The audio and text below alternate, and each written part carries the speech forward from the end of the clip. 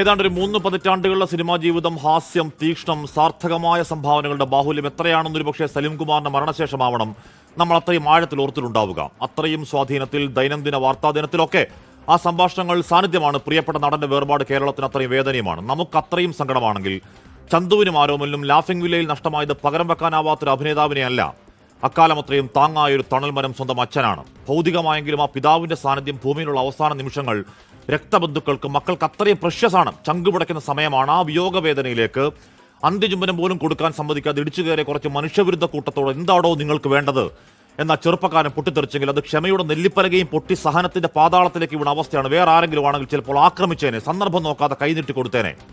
മഹാനടൻ ശ്രീനിവാസന്റെ മരണത്തിൽ നേരിട്ട് കണ്ടതാണ്. ധ്യാന്റെ മുഖത്തേക്ക്, വരുന്ന നടിമാരുടെ മുഖത്തേക്ക് ഈയൽ പോലെ നുരയുന്ന ഈ മൊബൈൽ കൂട്ടത്തിന്റെ ആക്രാന്ത കണ്ണ്, അഴുക്കുവെള്ളത്തിലെ കൂത്താടി കണക്ക്, ഈ നുളയ്ക്കുന്ന പെരുക്ക് 1-2 വേണോ, 100 കണക്കിനാണ്. ഏതെങ്കിലും പരിപാടിക്ക് നടിമാർ വണ്ടിയിൽ നിറങ്ങിയാൽ, വണ്ടിയിൽ നിന്ന് കയറിയാൽ എന്തിന് ഭക്തി മാത്രം നിറയേണ്ട ആ പൊങ്കാലയ്ക്ക് ഒരു സമാധാനം കൊടുക്കുമോ?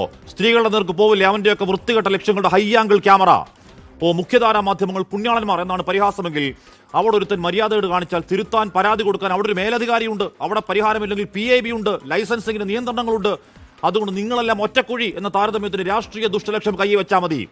ആ വയനാട് പോലത്തെ ദുരന്തങ്ങൾ, മരണങ്ങൾ, ആഘോഷങ്ങൾ, ആളുകൂടുന്ന എവിടെയും എന്തും പിടിച്ചെടുത്ത് നാലാംകട വൃത്തികേടും പറഞ്ഞാൽ മോണിറ്റേഷൻ കിടുതാപ്പിന്റെ അധ്വാനിക്കാതെ ലക്ഷങ്ങൾ ഉണ്ടാക്കാൻ ഈ തമ്മാടിപ്പണി നിർത്തിക്കോ. സകലമാന മഞ്ഞക്കുയിലുകളും നിർത്താൻ പരിപാടി ഇല്ലെങ്കിൽ, പോലീസ് നിയന്ത്രിക്കുന്നില്ലെങ്കിൽ, ഏത് കുയിലാണെങ്കിലും ഏത് മയിലാണെങ്കിലും ഓർത്തു വെച്ചോ, കാത്തിരുന്നോ, ക്ഷമകെട്ടവന്റെ കരണത്തടി. പ്രിയ പ്രേക്ഷകർക്ക് എൻകൗണ്ടറിലേക്ക് സ്വാഗതം. ഞാൻ തന്നെ വളരെ ദേഷ്യപ്പെട്ട് അവരോട് സംസാരിച്ചു. കാരണം ഈ ഓണർ കൊടുക്കാൻ പോലീസിന് പറ്റുന്നില്ല, കുടുംബാംഗങ്ങൾക്ക് അവരുടെ കർമ്മങ്ങൾ ചെയ്യാൻ അവരെ അനുവദിക്കുന്നില്ല. വല്ലാത്തൊരു സ്ഥിതിയായിരുന്നു.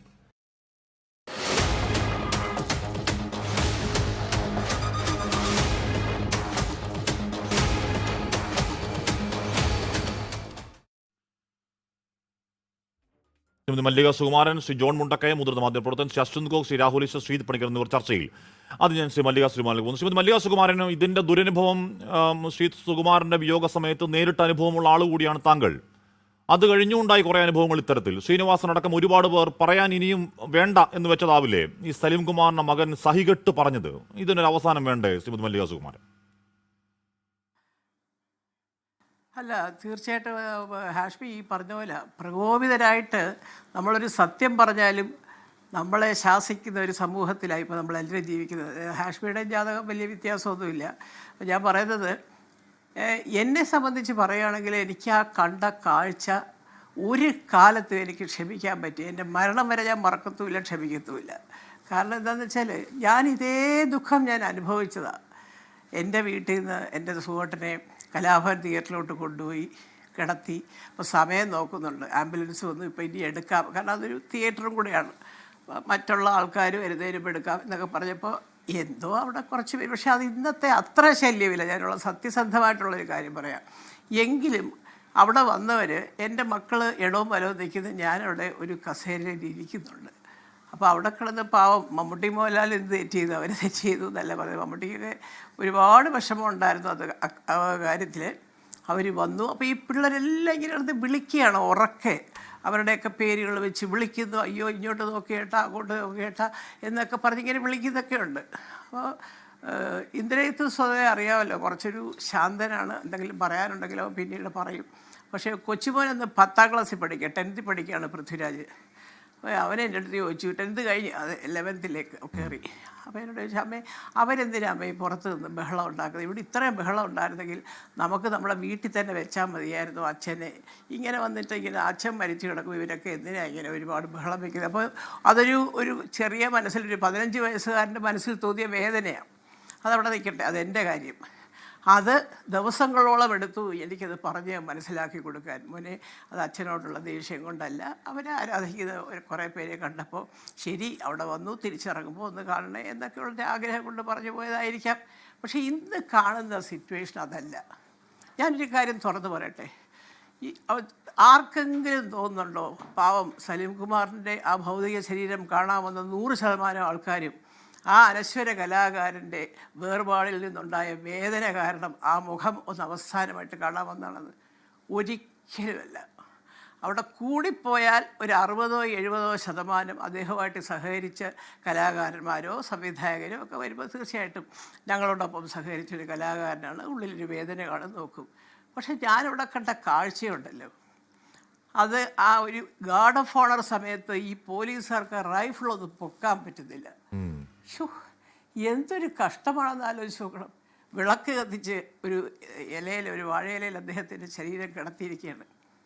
നിങ്ങളെല്ലാവരും ശ്രദ്ധിച്ചോ എന്ന് എനിക്കറിയത്തില്ല. ഞാൻ കരഞ്ഞുപോയൊരു സംഭവം, സലീമിൻ്റെ ഭാര്യയെ മകനോട് ചേർത്ത് കൊണ്ടുവന്നു, മോനോട് എന്തോ പറഞ്ഞ് മുഖത്തേക്ക് നോക്കി. പിന്നീട് ചെയ്ത അതൊന്ന് വേണമെങ്കിൽ ചിലപ്പോൾ നിങ്ങളുടെ കയ്യിൽ കാണുമായിരിക്കും. അത് അടുത്ത് വന്നിട്ട് സലീമിൻ്റെ ഭാര്യ അദ്ദേഹത്തിൻ്റെ ഒരു ഭൗതിക ശരീരത്തിന് പുറത്ത് ഈ ചിതയിലേക്ക് എടുക്കാൻ വെച്ചത് വിറക് കഷ്ണത്തിൽ ഒരെണ്ണം എടുത്ത് മാറ്റുകയാണ്. ഏത് സ്ത്രീയും അവിടെ പിന്നെ ചിരിക്കാനും പല്ലുവളി കാണിക്കാനും ഒന്നും ഒക്കത്തില്ല. അത് കണ്ടിട്ടുള്ളവരും അത് ഉൾക്കൊണ്ടവരും.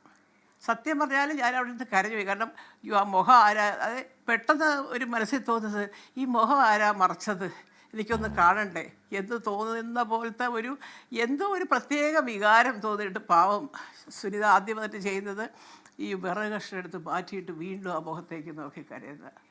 ആർക്കെങ്കിലും ഇത് സഹിക്കുമോ? തിരിച്ചു വരില്ല എന്നറിയാം. ചിതയിലേക്ക് എടുക്കാനായിട്ട് എല്ലാം റെഡിയാക്കി വെച്ചിരിക്കുകയാണെന്നറിയാം. കാൽക്കൽ വീട് കരയല്ല, എനിക്ക് ആ മുഖം ഒന്നുകൂടി കാണണമെന്ന് പറഞ്ഞ് മോനോട് രഹസ്യമായിട്ട് പറഞ്ഞിട്ട് ഒരു കഷ്ണം വിറകൊന്ന് മാറ്റിയിട്ടാണ് വീണ്ടും നോക്കുന്നത്. ഇതെല്ലാം കണ്ടിട്ട് ഈ സോഷ്യൽ മീഡിയ എന്നും പറഞ്ഞ് കുറേ പേര് അവിടെ, ഞാൻ സത്യം പറയാണ്, ഇത് അദ്ദേഹത്തിനോടുള്ള ആദരവോ അല്ലെങ്കിൽ ആ ഒരു സങ്കടം കൊണ്ടോ ഒന്നുമല്ല. ഇവർക്ക് കുറച്ച് കണ്ടൻറ് ഉണ്ടാക്കുക, ചുമ്മാ ഇപ്പോൾ വഴിയെ പോകുന്നവർക്കെല്ലാം യൂട്യൂബ് ഉണ്ടാക്കല ബിസിനസ്. ഇതിനൊക്കെ എന്താ സെൻസറിങ് ഇല്ലാത്തവളെ? ചെയ്യരുത് നല്ല കാര്യങ്ങൾ. ഇപ്പം എവിടെല്ലാം ഇപ്പം നമ്മൾ വിദേശങ്ങളിലൊക്കെ ഞാനും നിങ്ങളും എല്ലാവരും പോകുന്നവരല്ലേ അല്ലേ?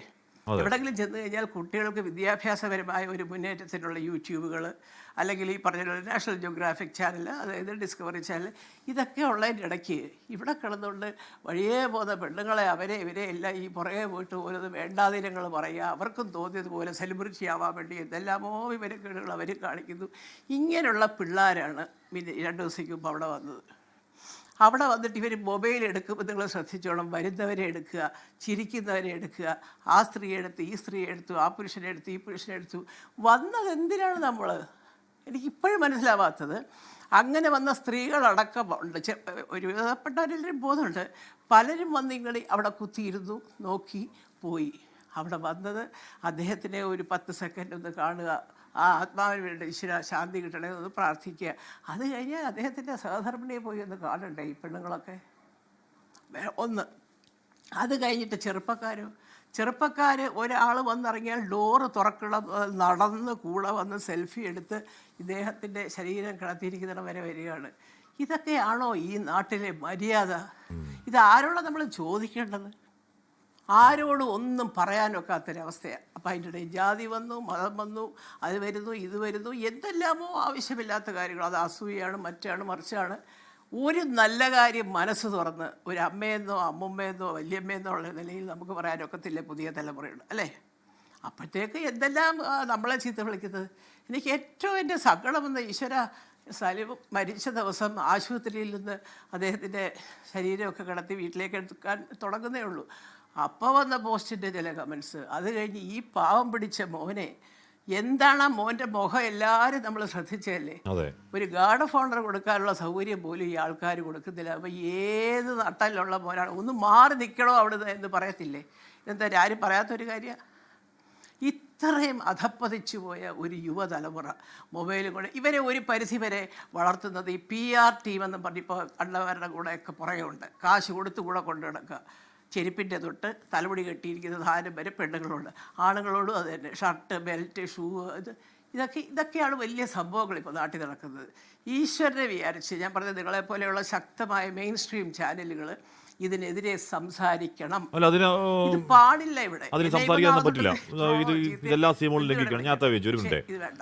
ജോൺ മുണ്ടക്കയം, ഇവിടെ മാധ്യമപ്രവർത്തനം ബ്രേക്കിംഗ് ന്യൂസ് ആവുന്ന മത്സരമാവുന്ന കാലത്ത് നമ്മൾ ഈ പറഞ്ഞ മുഖ്യധാര മാധ്യമങ്ങൾ, ദൃശ്യമാധ്യമങ്ങൾക്ക് നേരെ വിമർശനം ഉണ്ടാവുന്നുണ്ട്, തിരുത്തുണ്ടാവുന്നുണ്ട് എന്ന് കരുതി ഈ മുഖ്യധാര മാധ്യമങ്ങൾ ഇവർ ഒരുപോലെയാണെന്ന് സമീകരിക്കാൻ പറ്റുമോ? കല്യാണ വീടാവട്ടെ, ചാക്കാല വീടാവട്ടെ, സിനിമാ പ്രമോഷൻ ആവട്ടെ, ഒറ്റ ആറ്റിറ്റ്യൂഡാണ്. എന്താണ്? ദൃശ്യങ്ങൾ പകർത്തുക, സോഷ്യൽ മീഡിയയിൽ ഇടുക, മോണിറ്റൈസേഷനിൽ കാശുണ്ടാക്കുക. കാശെന്ന് പറഞ്ഞാൽ ലക്ഷക്കണക്കിനാണ്.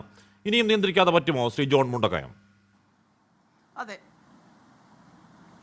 ഒരിക്കലും പറ്റില്ല. ഇന്നിപ്പോൾ എന്താ പ്രശ്നം എന്ന് ചോദിച്ചാൽ, ബാളെടുക്കുന്നവനെല്ലാം വെളിച്ചപ്പാടെന്ന് പറഞ്ഞ പോലെ ഇപ്പോൾ മൊബൈൽ എടുക്കുന്നവനെല്ലാം വീഡിയോഗ്രാഫറാണ്. അതാണ് ഇപ്പോഴത്തെ പ്രശ്നം. അപ്പോൾ ഈ ഞാനിപ്പോൾ എത്രയോ വർഷങ്ങളായിട്ട് എത്രയോ പിന്നെ VIPസിൻ്റെ അല്ലെങ്കിൽ പ്രമുഖരായ സിനിമാ താരങ്ങളുടെ അല്ലാത്തവരുടെയുള്ള എത്രയോ പേരുടെ, ഇപ്പം മല്ലിക ചേച്ചി പറഞ്ഞു, സുകുമാരൻ ചേട്ടൻ്റെ പിന്നെ ഫ്യൂണറൽ ഉൾപ്പെടെ റിപ്പോർട്ട് ചെയ്തിട്ടുള്ള ഒരാളാണ്. പ്രേം നസീറിൻ്റെ ഫ്യൂണറൽ റിപ്പോർട്ട് ചെയ്തിട്ടുണ്ട്. അന്നുമുണ്ട് ഈ പ്രശ്നങ്ങളൊക്കെ. അന്നും ആളുകൾ ഇങ്ങനെ ഒന്നിച്ചു കൂടുകയും ഈ വരുന്ന താരങ്ങളെ കാണാൻ വേണ്ടി തിരക്ക് കൂട്ടുകയൊക്കെ ചെയ്തെങ്കിലും ഈ മൊബൈൽ കോമൺ ആയി കഴിഞ്ഞതിന് ശേഷമാണ്, അല്ലെങ്കിൽ ഈ പിന്നെ ഈ യൂട്യൂബേഴ്സ് വർദ്ധിച്ചതിന് ശേഷമാണ് ഇത് ഏറ്റവും കൂടുതൽ ഒരു പ്രശ്നമായിട്ട് മാറിയിരിക്കുന്നത്. അതായത് നമ്മൾ ഏറ്റവും അധികം ആദരവ് കൊടുക്കേണ്ട ആളുകൾക്ക് അനാദരവ് കൊടുക്കുന്നൊരവസ്ഥയാണ് ഇപ്പം സംഭവിച്ചുകൊണ്ടിരിക്കുന്നത്. ഇപ്പം സലീംകുമാറിൻ്റെ വീട്ടിൽ നടന്ന സംഗതി ഇനി നാളെ അടുത്ത മറ്റ് പലയിടത്തും നടക്കാൻ പോകുന്ന കാര്യമാണ്. അതിനെന്തെങ്കിലും ഒരു നിയന്ത്രണം കൊണ്ടുവന്നില്ലെങ്കിൽ ഇത് രണ്ട് തരത്തിലുണ്ട്. ഒന്ന്, ഈ യൂട്യൂബ് ചാനൽ പിന്നെ യൂട്യൂബേഴ്സ് അവർ സ്വയമായിട്ട് ഈ മൊബൈലുമായിട്ട് അവിടെ വന്നുകൂടി അവിടെ വരുന്ന താരങ്ങളെല്ലാം ഷൂട്ട് ചെയ്ത് പോവുക, അതിന് വേണ്ടിയിട്ട് അവിടെ തടിച്ചുകൂടി നിൽക്കുക. ഇതുകൂടാതെ തന്നെ നേരത്തെ പറഞ്ഞതുപോലെ ഈ VIPs, പണ്ട് VIPs വരുമ്പോൾ അവരുടെ കൂടെ റീത്ത് എടുക്കാൻ വേണ്ടി ഒരാളെ കൊണ്ടുവരുമായിരുന്നു. ഇപ്പോൾ റീൽ എടുക്കാൻ വേണ്ടിയാണ് ആളെ കൂടെ കൊണ്ടുവരുന്നത്. അപ്പോൾ ഈ കൂടെ വരുന്ന ആൾ ഈ റീൽ എടുക്കാൻ വേണ്ടി ഒരു സംഘം കൂടെ, ഇതിൻ്റെ എല്ലാം തിക്കും തിരക്കുമുണ്ട്. അപ്പം ഈ ശരിക്കും പറഞ്ഞാൽ ഇതിൽ ഒരു നിയന്ത്രണം കൊണ്ടുവന്നേ പറ്റുള്ളൂ. പക്ഷേ നിയന്ത്രണം എങ്ങനെ കൊണ്ടുവരും? കാരണം ഒരു വീട്ടിൽ ഒരു പ്രത്യേകിച്ച് ആളുകളെല്ലാം സ്നേഹിക്കുന്ന പിന്നെ വളരെയേറെ ആദരിക്കപ്പെടുന്ന അല്ലെങ്കിൽ വളരെ പ്രമുഖരായ പ്രശസ്തരായ ഒരു സിനിമാ താരമോ അല്ലെങ്കിൽ ഒരു പ്രമുഖ വ്യക്തിയോ പിന്നെ പൊതുദർശനത്തിന് വെച്ചിരിക്കുമ്പോൾ അവിടെ പാസ് കൊടുത്ത് നിയന്ത്രിക്കാൻ പറ്റുമോ? അവിടെ പോലീസിന് മൊബൈൽ പരിശോധിച്ചാൽ മൊബൈലുള്ളവരൊന്നും കയറില്ലെന്ന് പറയാൻ പറ്റുമോ? ഇത്തരത്തിലുള്ള പ്രശ്നങ്ങളുണ്ട്. അപ്പം ഇതിനകത്ത് ഒന്ന് ആത്മനിയന്ത്രണം വരുത്തണം. ആത്മനിയന്ത്രണം വരുത്തുന്നില്ലെങ്കിൽ ഞാൻ ഒരു കാര്യം ചൂണ്ടിക്കാണിക്കാം. ഇപ്പം VJT ഹാളിൽ ഇപ്പോൾ അടുത്ത കാലത്തും പിന്നെ പ്രേം നസീറിൻ്റെ മൃതദേഹം പൊതുദർശനത്തിൽ വെച്ച് അവിടെയാണ് ഏറ്റവും ഒടുവിൽ ശ്രീവിദ്യയുടെ, ഏറ്റവും അറിയപ്പെടുന്ന ഏറ്റവും ഒടുവിലത്തെ ഒരു നടിയെന്ന ശ്രീവിദ്യയുടെ. പക്ഷെ അവിടെയൊന്നും ഈ പ്രശ്നം ഉണ്ടായില്ല. കാരണം അവിടെ ഒരു നിയന്ത്രണം ഉണ്ടായിരുന്നു. അതെനിക്ക് തോന്നുന്നു ഈ തിരുവനന്തപുരത്തിൻ്റെ കൾച്ചറാണോ അതോ ഇവിടെ പ്രമുഖരായിട്ടുള്ള പോലീസ് ഉദ്യോഗസ്ഥന്മാരൊക്കെ ഉള്ളതുകൊണ്ടാണെന്നറിയില്ല. അങ്ങനെ ഒരു വലിയൊരു നിയന്ത്രണം ഇത്തരം സ്ഥലങ്ങളിലുണ്ട്. ആരും ഇടപെടാതെ തന്നെ ഉണ്ടാകുമായിരുന്നു. പക്ഷേ ഈ വീടുകളിലാകുമ്പോഴുള്ള പ്രശ്നം ആർക്കും എന്തുമാകാമെന്നുള്ളൊരു സ്ഥിതിയുണ്ട്. അതിന് ശരിക്കും പറഞ്ഞാൽ ലോക്കൽ പോലീസ് അല്ലെങ്കിൽ അതിനേക്കാൾ കുറച്ചുകൂടി നല്ലത് ഇതുപോലുള്ള ശ്രമങ്ങളുണ്ടാകുമ്പോൾ ഇതുമായിട്ട് ബന്ധപ്പെട്ട സിനിമാ മേഖലയുമായിട്ട് ബന്ധപ്പെട്ട കുറേ ആളുകൾ ഒരു വോളണ്ടിയേഴ്സായിട്ട് അവിടെ ഉണ്ടായിട്ട് നിന്നുകൊണ്ട് ഇതിലൊരു നിയന്ത്രണം ഉണ്ടാക്കണം. മെയിൻ സ്ട്രീം ചാനൽസ്, കാരണം മെയിൻ സ്ട്രീം ചാനൽസിൻ്റെ ഒരു പ്രത്യേകത എന്ന് പറഞ്ഞാൽ അവർക്കൊരു നിയന്ത്രണമുണ്ട്, അവർക്കൊരു ചെക്കിംഗ് ഉണ്ട്. അവിടെയുള്ള എല്ലാ വീഡിയോയും അവർ അതുപോലെ ഒപ്പിയെടുത്ത് കൊടുക്കില്ല. കാരണം അതൊക്കെ ഇടയ്ക്ക് ചെക്ക് ചെയ്ത് പോകുന്ന ആളുണ്ട്. ഇതങ്ങനെയല്ല. ലൈവായിട്ട് കരയുന്നത്, ചിലപ്പോൾ ആ മൃതദേഹത്തിനടുത്ത് നിന്ന് ആരെങ്കിലും ചിരിക്കുന്നുണ്ടാവും, അതെടുത്ത് കാണിക്കുക. അങ്ങനെ ഞാൻ ചോദിക്കുന്നത്, അവിടെ കൂടുന്നത് ഒരു 10,000-ഓ 20,000-ഓ 50,000-ഓ പേരാണെങ്കിൽ ലക്ഷക്കണക്കിന് ആളുകളാണ് കേരളത്തിൻ്റെ, ഇന്ത്യയുടെ, ലോകത്തിൻ്റെ പല ഭാഗത്തു നിന്ന് ഇത് കാണുന്നത്. അവരൊക്കെ വളരെ വേദനയോടും ആദരവോടും കൂടിയാണ് ഇത് കാണുന്നത്. അല്ലാതെ അവിടെ ഇരിക്കുന്ന ആൾക്കൂട്ടത്തിൻ്റെ മനോഭാവം അല്ല അവർക്ക്. അപ്പോൾ അവർക്ക് പോലും കാണാൻ കഴിയാത്തവരും അവരുടെ പോലും കാഴ്ച മറച്ചുകൊണ്ട് ഇത്തരത്തിലുള്ള ഒരു പ്രഹസനം ആയിട്ട് ഇതിനെ മാറ്റുന്നത് വളരെ സങ്കടകരമാണ്. അതിന് തീർച്ചയായിട്ടും എന്തെങ്കിലും ഒരു പരിഹാരം ഉണ്ടായേ പറ്റുള്ളൂ. അശ്വന്ത് ഗോക്, താങ്കൾ യൂട്യൂബറാണ്. എന്താണ് വിമർശനങ്ങൾ ഉണ്ടാവാറുള്ളൂ, വിമർശിക്കാറുള്ളൂ, അതിന് മറുപടി കൊടുക്കുന്ന അത്യാവശ്യം കാശുണ്ടാക്കുന്ന യൂട്യൂബറാണ്. പക്ഷേ ഇതല്ലല്ലോ. ഇവരുടെ തമ്പനയിൽ അറിയാമല്ലോ, അവളെ കണ്ടപ്പോൾ ചെയ്തത് കണ്ടാൽ നിങ്ങൾ ഞെട്ടും. ഫോർമാറ്റിൽ ബയോ ഒക്കെ വെച്ച് റീച്ച് കൂട്ടാനുള്ള വൃത്തികെട്ട പണികളാണ്. ഇപ്പോൾ ഇന്ന് മുഖ്യമന്ത്രി പറയുകയാണ് അവർ സ്വയം നിയന്ത്രിക്കണം. അവർ സ്വയം നിയന്ത്രിക്കുന്നു കരുതാവോ? ഒരു നിയന്ത്രണം എങ്ങനെയാണ് അതിൽ സാധ്യമാവും? നിയന്ത്രണം വേണമെന്ന കാര്യത്തിൽ തർക്കമുണ്ടോ അശ്വന്ത് ഗോക്? ഇല്ല ഹാഷ്മി, നിയന്ത്രണം വേണം എന്ന കാര്യത്തിൽ യാതൊരു തർക്കവുമില്ല. ഇപ്പം നേരത്തെ മുണ്ടക്കയം സാറ് പറഞ്ഞ പോലെ ഈ മെയിൻ സ്ട്രീം മീഡിയ അല്ലെങ്കിൽ സാറ്റലൈറ്റ് ചാനൽസും ഇവരും തമ്മിലുള്ള പ്രധാന വ്യത്യാസം എന്താണെന്ന് വെച്ച് കഴിഞ്ഞാൽ, ഇവർക്ക് കണ്ടന്റ് എന്ന് പറഞ്ഞു കഴിഞ്ഞാൽ എവറിത്തിങ് ഈസ് എ കണ്ടന്റ്. അല്ലാതെ ഇപ്പോൾ നിങ്ങളൊരു ന്യൂസ് കൊടുക്കുന്ന സമയത്ത് അതിന് ന്യൂസ് വാല്യൂ വേണം, അല്ലെങ്കിൽ ഒരു ഹാപ്പനിങ് ആയിരിക്കണം. ഇപ്പോൾ ഒരു ആക്സിഡൻറ്റ് ഉണ്ടായിക്കഴിഞ്ഞാൽ നിങ്ങൾ കൊടുക്കും, അല്ലെങ്കിൽ ഒരു കുട്ടി റോഡിലേക്ക് ഇറങ്ങി എന്ന് പറഞ്ഞ് കുറച്ച് മുമ്പ് ന്യൂസ് കണ്ടു. ഇവർക്കതല്ല. ഇവർക്ക് ഒരാൾ നടന്നു പോയി കഴിഞ്ഞാൽ ന്യൂസാണ്, ഒരാൾ ഡ്രൈവ് ചെയ്താൽ ന്യൂസാണ്, ഒരാൾ ഫുഡ് കഴിക്കുന്ന ന്യൂസാണ്, ഒരാൾ ഇരുന്നാൽ ന്യൂസാണ്. അപ്പോൾ ഇത് ഭയങ്കര കോമ്പറ്റീഷനാണ്. കാരണം എന്താണെന്ന് വെച്ച് കഴിഞ്ഞാൽ എല്ലാവരും, എല്ലാ ആളുകളും നേരത്തെ പറഞ്ഞ പോലെ ഒരു മീഡിയയാണ്. അവർക്ക് മൊബൈൽ ഫോണുണ്ട്, ഒരു റെക്കോർഡ് ചെയ്യാനുള്ള ഡിവൈസ് ഉണ്ടെങ്കിൽ ഇവർ സ്വാഭാവികമായിട്ടും ഇവർ കണ്ടന്റ് ഉണ്ടാക്കുക, പൈസ ഉണ്ടാക്കുക എന്നുള്ളത് മാത്രമാണ്. 100% മോണിറ്റൈസേഷൻ. അവർക്ക് വേറെ എത്തിക്സോ ഡെക്കോറംസോ അല്ലെങ്കിൽ എറ്റിക്കറ്റോ അങ്ങനെ യാതൊരു സംഭവമില്ല. അപ്പോൾ ഇത് ഈ വരുന്ന പിള്ളേരെന്ന് വെച്ച് കഴിഞ്ഞാൽ ഇവർ ട്രെയിൻഡ് ആയിട്ടുള്ളതോ അല്ലെങ്കിൽ ഇത്തരത്തിലുള്ള സിവിക് സെൻസുള്ള അത്തരത്തിലുള്ള എഡ്യൂക്കേഷൻ നേടിയിട്ടുള്ള ആളുകളോ അല്ലെങ്കിൽ ജേർണലിസം പഠിച്ച ആളുകളൊന്നുമല്ല. ഒരു ഫോണുള്ള പിള്ളേരും ഇങ്ങനെ നിയമിച്ച് വിടുമോ? നമ്മൾ സെയിൽസ് എക്സിക്യൂട്ടീവ്സിനെ എടുക്കുമ്പോൾ അല്ലെങ്കിൽ സാധാരണ ഒരു കമ്പനിയിൽ ആളെടുക്കുന്ന പോലെ ഇതൊരു തൊഴിൽ മേഖല കൂടിയാണ്. ഒരുപാട് പിള്ളേർ ഇതുകൊണ്ട് ജീവിക്കുന്നുണ്ട്.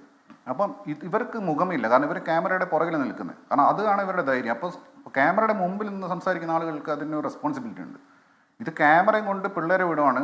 പിള്ളേർ ചുറ്റിലും കൂടി ഏതൊക്കെ ആംഗിളിൽ നിന്ന് പല ആംഗിൾസും പലപ്പോഴും ഇവർക്ക് കിട്ടാത്തതുകൊണ്ടാണ്, നേരെ കിട്ടാത്തതുകൊണ്ടാണ് സൈഡിൽ നിന്നൊക്കെ വരുന്നത്. പിന്നെ മനഃപൂർവ്വം എടുക്കുന്ന ആളുകളുണ്ട്. ഒബ്ജക്ടിഫിക്കേഷൻ്റെ ഭാഗമായിട്ട് സ്ത്രീകളുടെ ശരീരഭാഗങ്ങൾ ആ രീതിയിൽ എടുക്കുക, ഇങ്ങനെ പല പരിപാടിയുണ്ട്. ഇവിടെ ഈ ചന്തു സലീം കുമാറിൻ്റെ കേസിൽ സംഭവിച്ചെന്താണെന്ന് വെച്ച് കഴിഞ്ഞാൽ അവിടെ ഒരു ഇമോഷണൽ കോണ്ടെക്സ്റ്റ് കൂടെ ഉണ്ട്.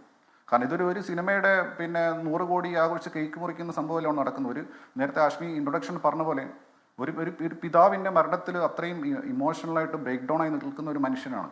അപ്പോൾ അവിടേക്ക് ക്യാമറയായിട്ട് ഇത്രയും പേര്, കാരണം ഇത്രയും ആളുകൾ വരുന്നതെന്ന് വെച്ച് കഴിഞ്ഞാൽ അതിൽ മീഡിയ എന്ന് വെച്ച് കഴിഞ്ഞാൽ ഒരാളൊരു മീഡിയയാണ്. അവർക്കൊരു ചാനൽ തുടങ്ങാൻ ഇവിടെ നാട്ടിൽ ഒരു ചിലവില്ല.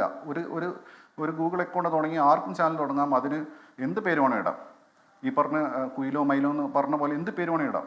അപ്പോൾ അതിന് യാതൊരു ചിലവുമില്ല. അപ്പോൾ ചിലവില്ലാതെ പൈസ ഉണ്ടാക്കാൻ വേണ്ടി വരുന്ന ആൾക്കാരാണ്. അപ്പോൾ ഇവരെ റെസ്ട്രിക്റ്റ് ചെയ്യുമെന്ന് പറഞ്ഞു കഴിഞ്ഞാൽ പേഴ്സണലി റെസ്ട്രിക്റ്റ് ചെയ്യാൻ കഴിയുള്ളൂ.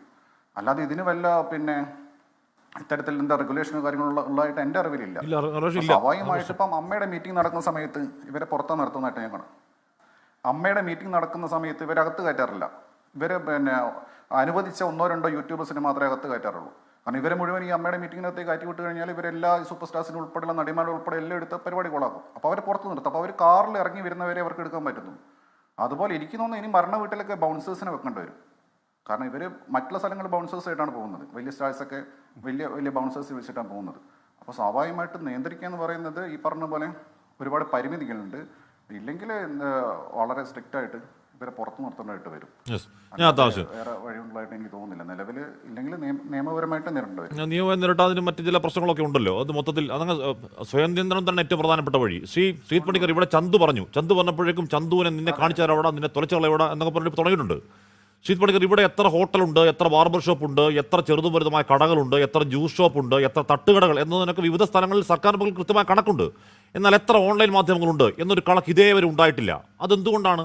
ഈ കക്ഷികളെ ഇങ്ങനെ എന്തു ആവാം എന്ന് പേര് കയറൂരി പോകുന്നെങ്കിൽ യഥാർത്ഥത്തിൽ സർക്കാർ നിയമ സംവിധാനങ്ങളുടെ ഒരു മെല്ലപ്പോക്കോ ഒരു മൃദു സമീപനമോ ഒരു കണ്ണടക്കലോ ഒക്കെ കാരണമായിട്ടില്ലേ?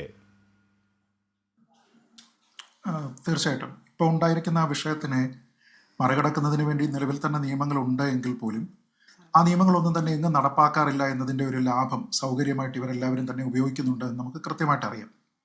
സത്യത്തിൽ ഹാഷ്മി, ഈ രാത്രി നമ്മൾ ചർച്ച ചെയ്യുന്നത് ഒരു വിഭാഗം മലയാളികളുടെ സംസ്കാരമില്ലായ്മയെക്കുറിച്ചാണ്, അവരുടെ സാമാന്യ യുക്തിയില്ലായ്മയെക്കുറിച്ചാണ്, അവർക്ക് ഔചിത്യബോധമില്ലാത്തതിനെക്കുറിച്ചാണ്.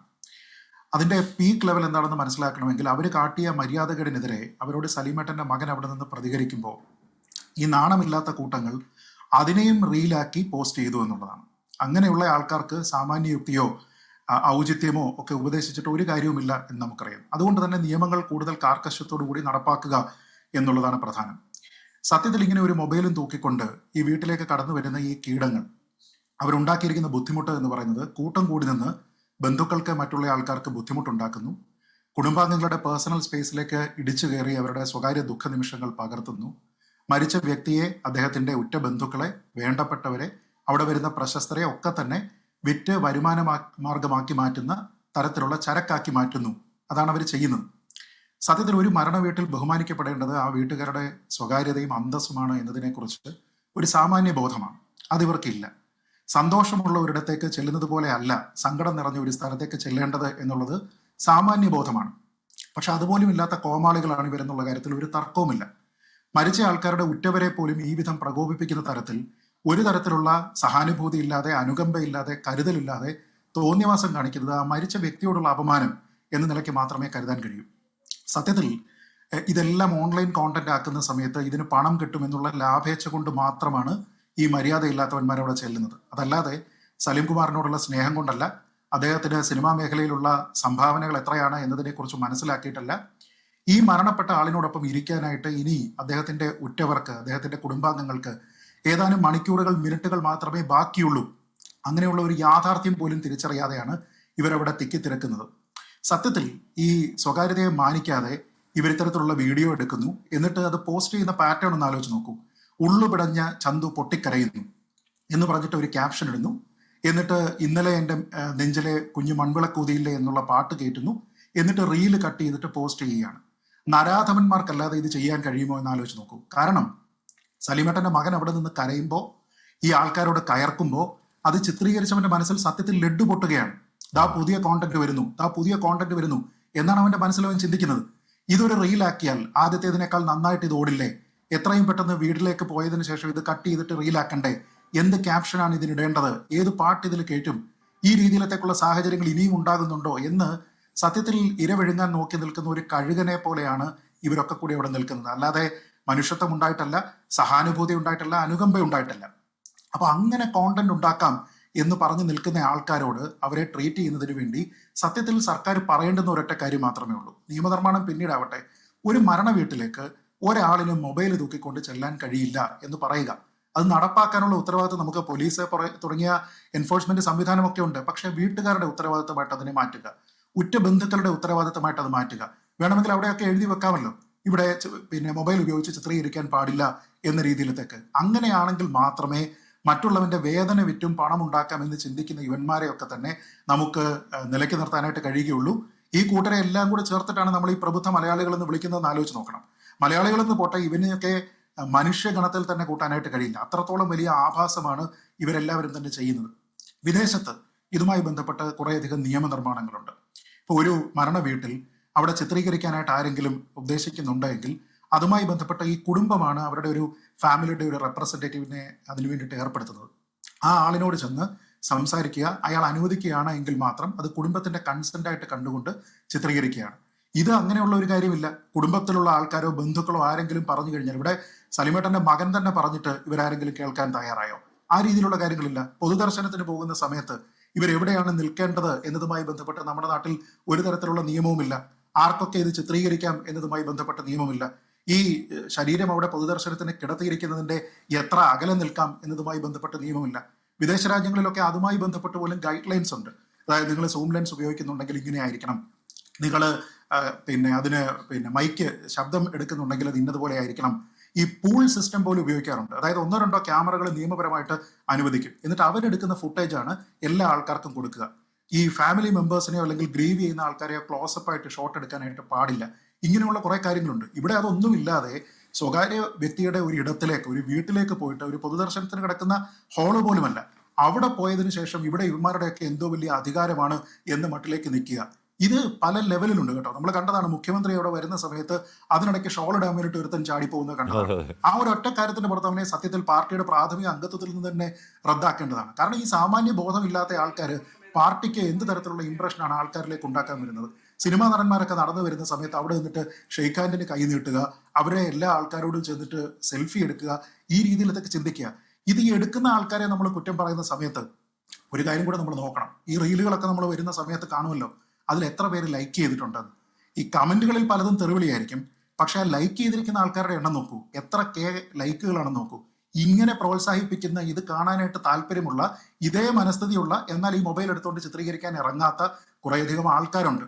ഈ ആൾക്കാർക്ക് വേണ്ടിയിട്ടാണ് ഈ കോണ്ടന്റ് ഉണ്ടാക്കുന്നത്. എന്നിട്ട് മനഃപൂർവ്വം ഇതിൽ കുറെ തെറ്റുകളും കൂടി വരുത്തും. അല്ലെങ്കിൽ ഇവരെ വിമർശിച്ചുകൊണ്ട് ആൾക്കാർ ആരെങ്കിലും എന്തെങ്കിലും തരത്തിലുള്ള ഒരു കമന്റ് ഇടുന്നതിന് വേണ്ടിയിട്ട് പ്രൊവോക്കിംഗ് ആയിട്ടുള്ള ഒരു ക്യാപ്ഷൻ ഇടും, ഒരു ആളിന്റെ പേര് ചിലപ്പോൾ തെറ്റിച്ചിടും. ഇതെല്ലാം തന്നെ ചെയ്യുന്നത് എന്തിനു വേണ്ടിയിട്ടാണ്? എൻഗേജ്മെന്റ് വർദ്ധിപ്പിക്കുക. അതല്ലാതെ ഈ ആൾക്കാർ ഏത് രീതിയിലാണ് അവിടെ നിന്നതെന്ന് ഉള്ളതിനെ കുറിച്ചോ ഒന്നുമല്ല. ഇപ്പൊ നമുക്കറിയാം, വിവാദത്തിൽപ്പെട്ടിരിക്കുന്ന ഒരു യുവ രാഷ്ട്രീയ നേതാവ്, അദ്ദേഹം അവിടെ നിൽക്കുന്നു, അദ്ദേഹത്തിനെതിരെ ആരോപണം ഉന്നയിച്ചിരിക്കുന്ന സ്ത്രീ എവിടെ വരുന്നു. അവർ തമ്മിൽ ഒരു നോട്ടമോ കാര്യങ്ങളോ പോലും അവിടെയില്ല. എന്നിട്ട് പോലും ഈ 2 ആൾക്കാർ ഇതിന്റെ 2 ഭാഗത്ത് നിൽക്കുന്നതിന്റെ ചിത്രങ്ങളെല്ലാം എടുത്തിട്ട് അത് ചേർത്തിട്ട് അയാളുടെ ഉള്ളൊന്ന് പിടഞ്ഞോ എന്നൊക്കെ പറഞ്ഞിട്ട് അതിനിടയ്ക്കും കൂടി, അതാണ് ഞാൻ നേരത്തെ പറഞ്ഞത്, ഒരു കഴുകന്റെ മനോഭാവത്തോടു കൂടി എൻ്റെ കോണ്ടന്റ് അടുത്തത് എവിടെ, എൻ്റെ അടുത്ത 30 സെക്കൻഡിന്റെ റീൽ എവിടെ, ഇതിന് ഞാൻ എന്ത് ക്യാപ്ഷൻ ഇടും എന്ന രീതിയിലത്തേക്ക് ചിന്തിക്കുന്ന, മനസ്സിനെ ഇത്രത്തോളം മലീമസമാക്കിയിരിക്കുന്ന കുറേയധികം ആൾക്കാരും അതിനെ പ്രോത്സാഹിപ്പിക്കാൻ, ആ കോണ്ടന്റ് കൺസ്യൂം ചെയ്യാനായിട്ടുള്ള കുറേയധികം ആൾക്കാരും. സത്യത്തിൽ ഇതിന് നിയമനിർമ്മാണം ഉണ്ടായില്ല എങ്കിൽ ആൾക്കാർ കൈകാര്യം ചെയ്യുന്ന രീതിയിലത്തേക്ക് ഇത് വരും എന്നുള്ളതാണ്. ഇത് കാണാൻ ആളുണ്ട്, ഞാൻ പറഞ്ഞത് കാണാനും ആളും അതുവഴി പണം ഉണ്ടാക്കാൻ അവർ കഴിയുന്നു എന്നുള്ളതുകൊണ്ടാണല്ലോ ഈ ഈ പരിപാടിയൊക്കെ അടിച്ചുണ്ടാക്കി വിടുന്നത്. ഞാൻ സംശയിത്ത് രാഹുൽ സർ, ഇവിടെ നേരത്തെ ഈ സിനിമാ പരിപാടികൾക്കും സിനിമക്കാർ വരുന്ന പരിപാടികൾക്കും അത് മരണമാണെങ്കിൽ കൂടി, മരണമാണ് ഉദ്ഘാടനമാണെങ്കിലും ഒക്കെയാണ് ഇവരെ കാണാറ്. ഇപ്പോൾ ഈ കഴിഞ്ഞ ദിവസം തിരുവനന്തപുരത്ത് ഒരു വിദ്യാർത്ഥി സംഘടന സമരമുഖത്ത് അവർ നിൽക്കുകയാണ്. അപ്പം ഞാൻ ഈ ലൈവ് കാണുമ്പോൾ ഞാൻ ആലോചിച്ച് ഇവരെന്താണ് അവിടെ കാര്യം, ഇനി ഇവർക്ക് രാഷ്ട്രീയ പ്രബുദ്ധമായ നല്ല കാര്യം. പക്ഷേ അപ്ലോഡ് ചെയ്യുന്നത് എന്താണ്, പോലീസ് ജലപീരങ്കിയിൽ നനഞ്ഞു നിൽക്കുന്ന പെൺകുട്ടികളായ സമരക്കാരുടെ മാത്രം ദൃശ്യങ്ങൾ. ഇവന്മാർക്ക് ഇത് മാത്രമേ കാണാൻ പറ്റൂ. മര്യാദകേടിന് പരിധിയില്ലേ? ഇതിന് നിയന്ത്രണം വേണ്ടേ രാഹുൽ? ഇത് ഓവറാവുന്നില്ലേ? 100% ഹാഷ്മി. ശ്രീമതി മല്ലിക സുകുമാരൻ ചേച്ചിയും എല്ലാ സഹപാനലിസ്റ്റുകളും പറഞ്ഞത് ഓരോ ഉത്തരവാദിത്വമുള്ള മലയാളിയുടെയും മനസ്സിലുള്ള ചിന്തകളാണ്. ഏതെങ്കിലും രീതിയിൽ ഇതിനൊരു നിയന്ത്രണം, ഒരു ഗൈഡ് ലൈൻസ് വേണം. പൊതുജനങ്ങളുടെ ആവേശവും യൂട്യൂബർമാരുടെ വികാരവും ഒക്കെ നമുക്ക് മനസ്സിലാവും, ഇല്ലെന്നല്ല. പക്ഷേ ചില മാന്യതയും മര്യാദയും ഇത് പാലിച്ചില്ലെങ്കിൽ അത് കൈവിട്ടു പോകുന്ന അവസ്ഥയിലേക്ക് എത്തും എന്ന് തന്നെ നമ്മൾ കരുതണം. ഒരു സൊല്യൂഷൻ കൂടി നമ്മൾ ഇതിന് ചിന്തിക്കണം. ഇത്തരം മാധ്യമ ചർച്ചകൾ അതൊരു സൊല്യൂഷനാണ്. അതൊരു അവയർനെസ് ക്രിയേറ്റ് ചെയ്യും, ഒരു ബോധവൽക്കരണം ക്രിയേറ്റ് ചെയ്യും, സമൂഹത്തിൽ പുതിയ നോംസും യാർഡ് സ്റ്റിക്സും ക്രിയേറ്റ് ചെയ്യും. ഇപ്പം എന്താ സംഭവിച്ചുകൊണ്ടിരിക്കുന്നത്? ഒരു ഡിജിറ്റൈസേഷൻ അല്ലെങ്കിൽ ഡിജിറ്റലൈസേഷൻ ഓഫ് മീഡിയ വന്നു കഴിഞ്ഞ് ഇന്ന് സംഭവിക്കുന്നത് യൂട്യൂബൈസേഷൻ ഓഫ് മീഡിയയാണ്. എല്ലാ മീഡിയയും യൂട്യൂബിൽ പോകുന്നു. യൂട്യൂബിന് റവന്യൂ സ്രോതസ്സുകളുണ്ട്.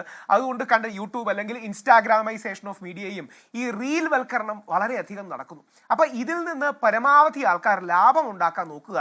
പലപ്പോഴും നമ്മൾ കോണ്ടന്റിനെ കുറിച്ച് പറയാറുണ്ട്, content is everything, but everything should not be content. Content ആണ് എല്ലാം, പക്ഷേ എല്ലാം കോണ്ടന്റ് ആകരുത്. അല്ലെങ്കിൽ എല്ലാം കോണ്ടന്റ് ആകുന്നതിന്റെ പിന്നിൽ ചില മര്യാദയും മാന്യതയും വേണം. മുഖ്യധാരാ മാധ്യമങ്ങൾ, ഈ ചന്തുവിന്റെ പിന്നിൽ ചിത്രങ്ങൾ തന്നെ നോക്കിയാൽ അറിയാം, അവർക്ക് ഡെസിഗ്നേറ്റഡ് സ്പേസും മറ്റും ഉണ്ട്. പക്ഷേ ഈ കയ്യിൽ മൊബൈലുള്ള വാളെടുത്തവൻ വെളിച്ചപ്പാടാകുന്ന എല്ലാവരും ഇടിച്ചു കയറുകയും ബാക്കിയുള്ളവരുടെ അസൗകര്യവും മറ്റും നോക്കാത്തൊരവസ്ഥയുണ്ട് എന്ന് നമ്മൾ മറക്കരുത്. അപ്പം മുഖ്യധാരാ മാധ്യമങ്ങൾ ഇതുമായിട്ട് കമ്പയർ ചെയ്യുന്ന ഒരു കാരണവശാലും ശരിയല്ല. കാര്യം അവർക്ക് എഡിറ്റോറിയൽ ഓവർസൈറ്റ് ഉണ്ട്, കാര്യമായിട്ട് പരാതി കൊടുക്കാനുള്ള ഇടങ്ങളും മറ്റും ഉണ്ട്. ഇവരെ കൺട്രോളാൻ, അതായത് ഈ ആധുനിക മാധ്യമങ്ങളിലെ തെറ്റായ പ്രവണതകളെ കൺട്രോളും ചാനലൈസ് ചെയ്യാൻ ബുദ്ധിമുട്ടാണ്. അതുകൊണ്ടാണ് നിയമനിർമ്മാണം അടക്കമുള്ള ഏതെങ്കിലും കാര്യം ചിന്തിക്കണം. അവിടെയാണ് ഒരു കാര്യം കൂടെ മുമ്പോട്ട് ഞങ്ങളൊക്കെ സജസ്റ്റ് ചെയ്തിട്ടുള്ള ഒരു കാര്യമാണ്, ഈ ഡിജിറ്റൽ മീഡിയയ്ക്കും അവരുടേതായ പ്രസ് ക്ലബ്ബുകളും നോംസും രജിസ്ട്രേഷനും വേണം. എല്ലാവരും വന്നോളണമെന്നില്ല, പക്ഷേ ഈ വരുന്നവർക്ക് എന്തെങ്കിലും യാർഡ് സ്റ്റിക്സും മറ്റും വേണം. കാര്യം ഇനിയുള്ള കാലത്ത് നമുക്കിത് തടയാൻ കഴിയില്ല. കാര്യം യൂട്യൂബ് ഒരു അമേരിക്കൻ ഗ്ലോബൽ കമ്പനിയാണ്. യൂട്യൂബിൽ ആർക്കും കോണ്ടന്റ് അപ്ലോഡ് ചെയ്യാൻ യാതൊരു ചെലവുമില്ല. അപ്പോൾ ആൾക്കാരെല്ലാം കയ്യിലൊരു മൊബൈലോ അല്ലെങ്കിൽ കയ്യിലൊരു സെൽഫി സ്റ്റിക്കോ ആയിട്ടൊക്കെ ഇറങ്ങുകയും ചെയ്യും. അപ്പോൾ എല്ലാവർക്കും ഇത് ചെയ്യാനും കഴിയും. അപ്പോൾ ഇനിയുള്ള കാലത്ത് ഇതിനെ റെഗുലേറ്റ് ചെയ്യാനും ചാനലൈസ് ചെയ്യാനും വേണം. ഒരു കാഴ്ചയും കൂടെ അവിടെ വെച്ച് തന്നെ കാണുകയുണ്ടായി. നമ്മുടെ ദിലീപേട്ടൻ, ശ്രീ ദിലീപും ശ്രീ രാഹുൽ മാങ്കൂട്ടത്തിൽ നിൽക്കുകയാണ്. ദിലീപേട്ടൻ ഇങ്ങനെ കരഞ്ഞുകൊണ്ടിരിക്കുകയാണ്. സൈഡിൽ നിന്ന് ഒരാൾ വന്നിട്ട് ദിലീപേട്ടനോട് സെൽഫി ചോദിക്കുന്നു. ദിലീപേട്ടൻ എന്ത് പറയണമെന്ന് അറിയുന്നില്ല. ദിലീപേട്ടൻ കരഞ്ഞുകൊണ്ടിരിക്കുമ്പോൾ അയാൾ സെൽഫി എടുക്കുന്നു. എടുത്തു കഴിഞ്ഞ് അയാളുടെ മുഖത്തൊരു വലിയ ചിരിയും വലിയ സന്തോഷവും ഉണ്ട്.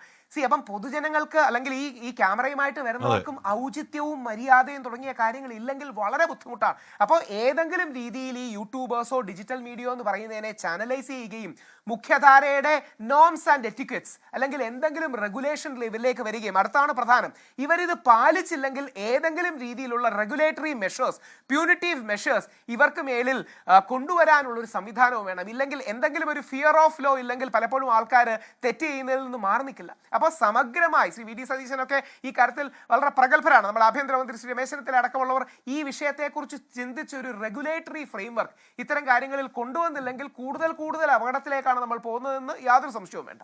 മല്ലിക സുകുമാരൻ, ഇവിടെ ചേച്ചി രാവിലെ മുതൽ ഷൂട്ടിലാണെന്ന് അറിയാം, ഷീഡിതാണെന്ന് അറിയാം, ഇപ്പോൾ ഇട്ടേക്കാം. ഇവിടെ പൊങ്കാലയ്ക്ക്, ഈ അടുത്ത് പൊങ്കാലയ്ക്ക് അന്ന രാജൻ എന്ന് പറയുന്ന അഭിനേത്രി വന്ന് പൊങ്കാലിടുന്നു, എന്തൊക്കെയോ എടുത്തിടുന്നു. അത് അവർ ലാസ്റ്റ് എന്താണ്, അവർ വന്ന് അപ്പോളൈസ് ചെയ്യാണ് ഇട്ട വസ്ത്രത്തിൻ്റെ പേരിൽ. എന്തിനാണ് ഇട്ട വസ്ത്രത്തെ അപ്ലൈ ചെയ്യുന്നത്? അതിമാരുണ്ടാക്കിയതാണ്. സ്ത്രീകളാണെങ്കിൽ അവർക്ക് ആകെ 2 ആംഗിളുകളെ അറിയൂ, ഒന്ന് ഹൈ ആംഗിൾ, ഒന്ന് ലോ ആംഗിൾ. ആ ക്യാമറ ഒന്ന് മാറ്റാൻ പറഞ്ഞ എത്ര പെൺകുട്ടികൾ നമ്മൾ ഈ ദിവസങ്ങളിൽ ഈ സോഷ്യൽ മീഡിയയിൽ കാണുന്നുണ്ട്. ഇരിക്കുകയാണെങ്കിൽ കുറച്ച് ഷോർട്ട് ഡ്രസ് ഒക്കെ ആണെങ്കിൽ ലോ ആംഗിളേ ആ ക്യാമറ പോവും.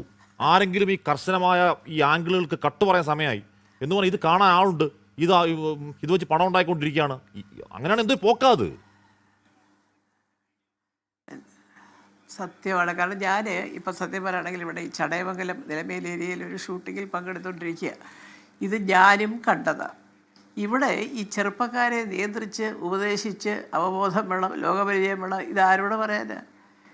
ഞാൻ ഈ പെൺകുട്ടികളോടാണ് പറയുന്നത്, ഒരു രക്ഷയില്ല.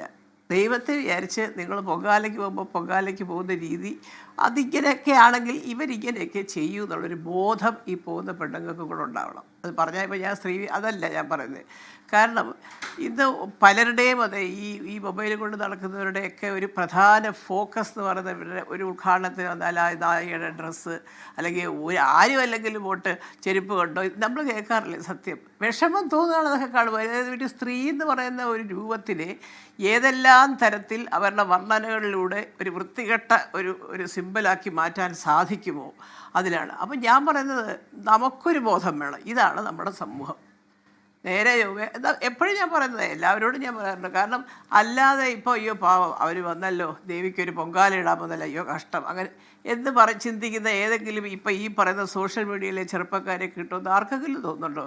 എല്ലാവരും ഇതുപോലെ എല്ലാം ഡിബേറ്റും കേൾക്കും, രാഷ്ട്രീയക്കാരുടെ പ്രസംഗങ്ങളും കേൾക്കും, എല്ലാം കേൾക്കും. കേട്ടേച്ച് അങ്ങോട്ട് പോയി കഴിഞ്ഞാൽ അവർ വെട്ടിത്തെളിച്ചൊരു പാതയിലൂടെ മാത്രമേ അവർ സഞ്ചരിക്കൂ. അതിന് ഏറ്റവും ഒരു ചെറിയ ഉദാഹരണം പറയാം.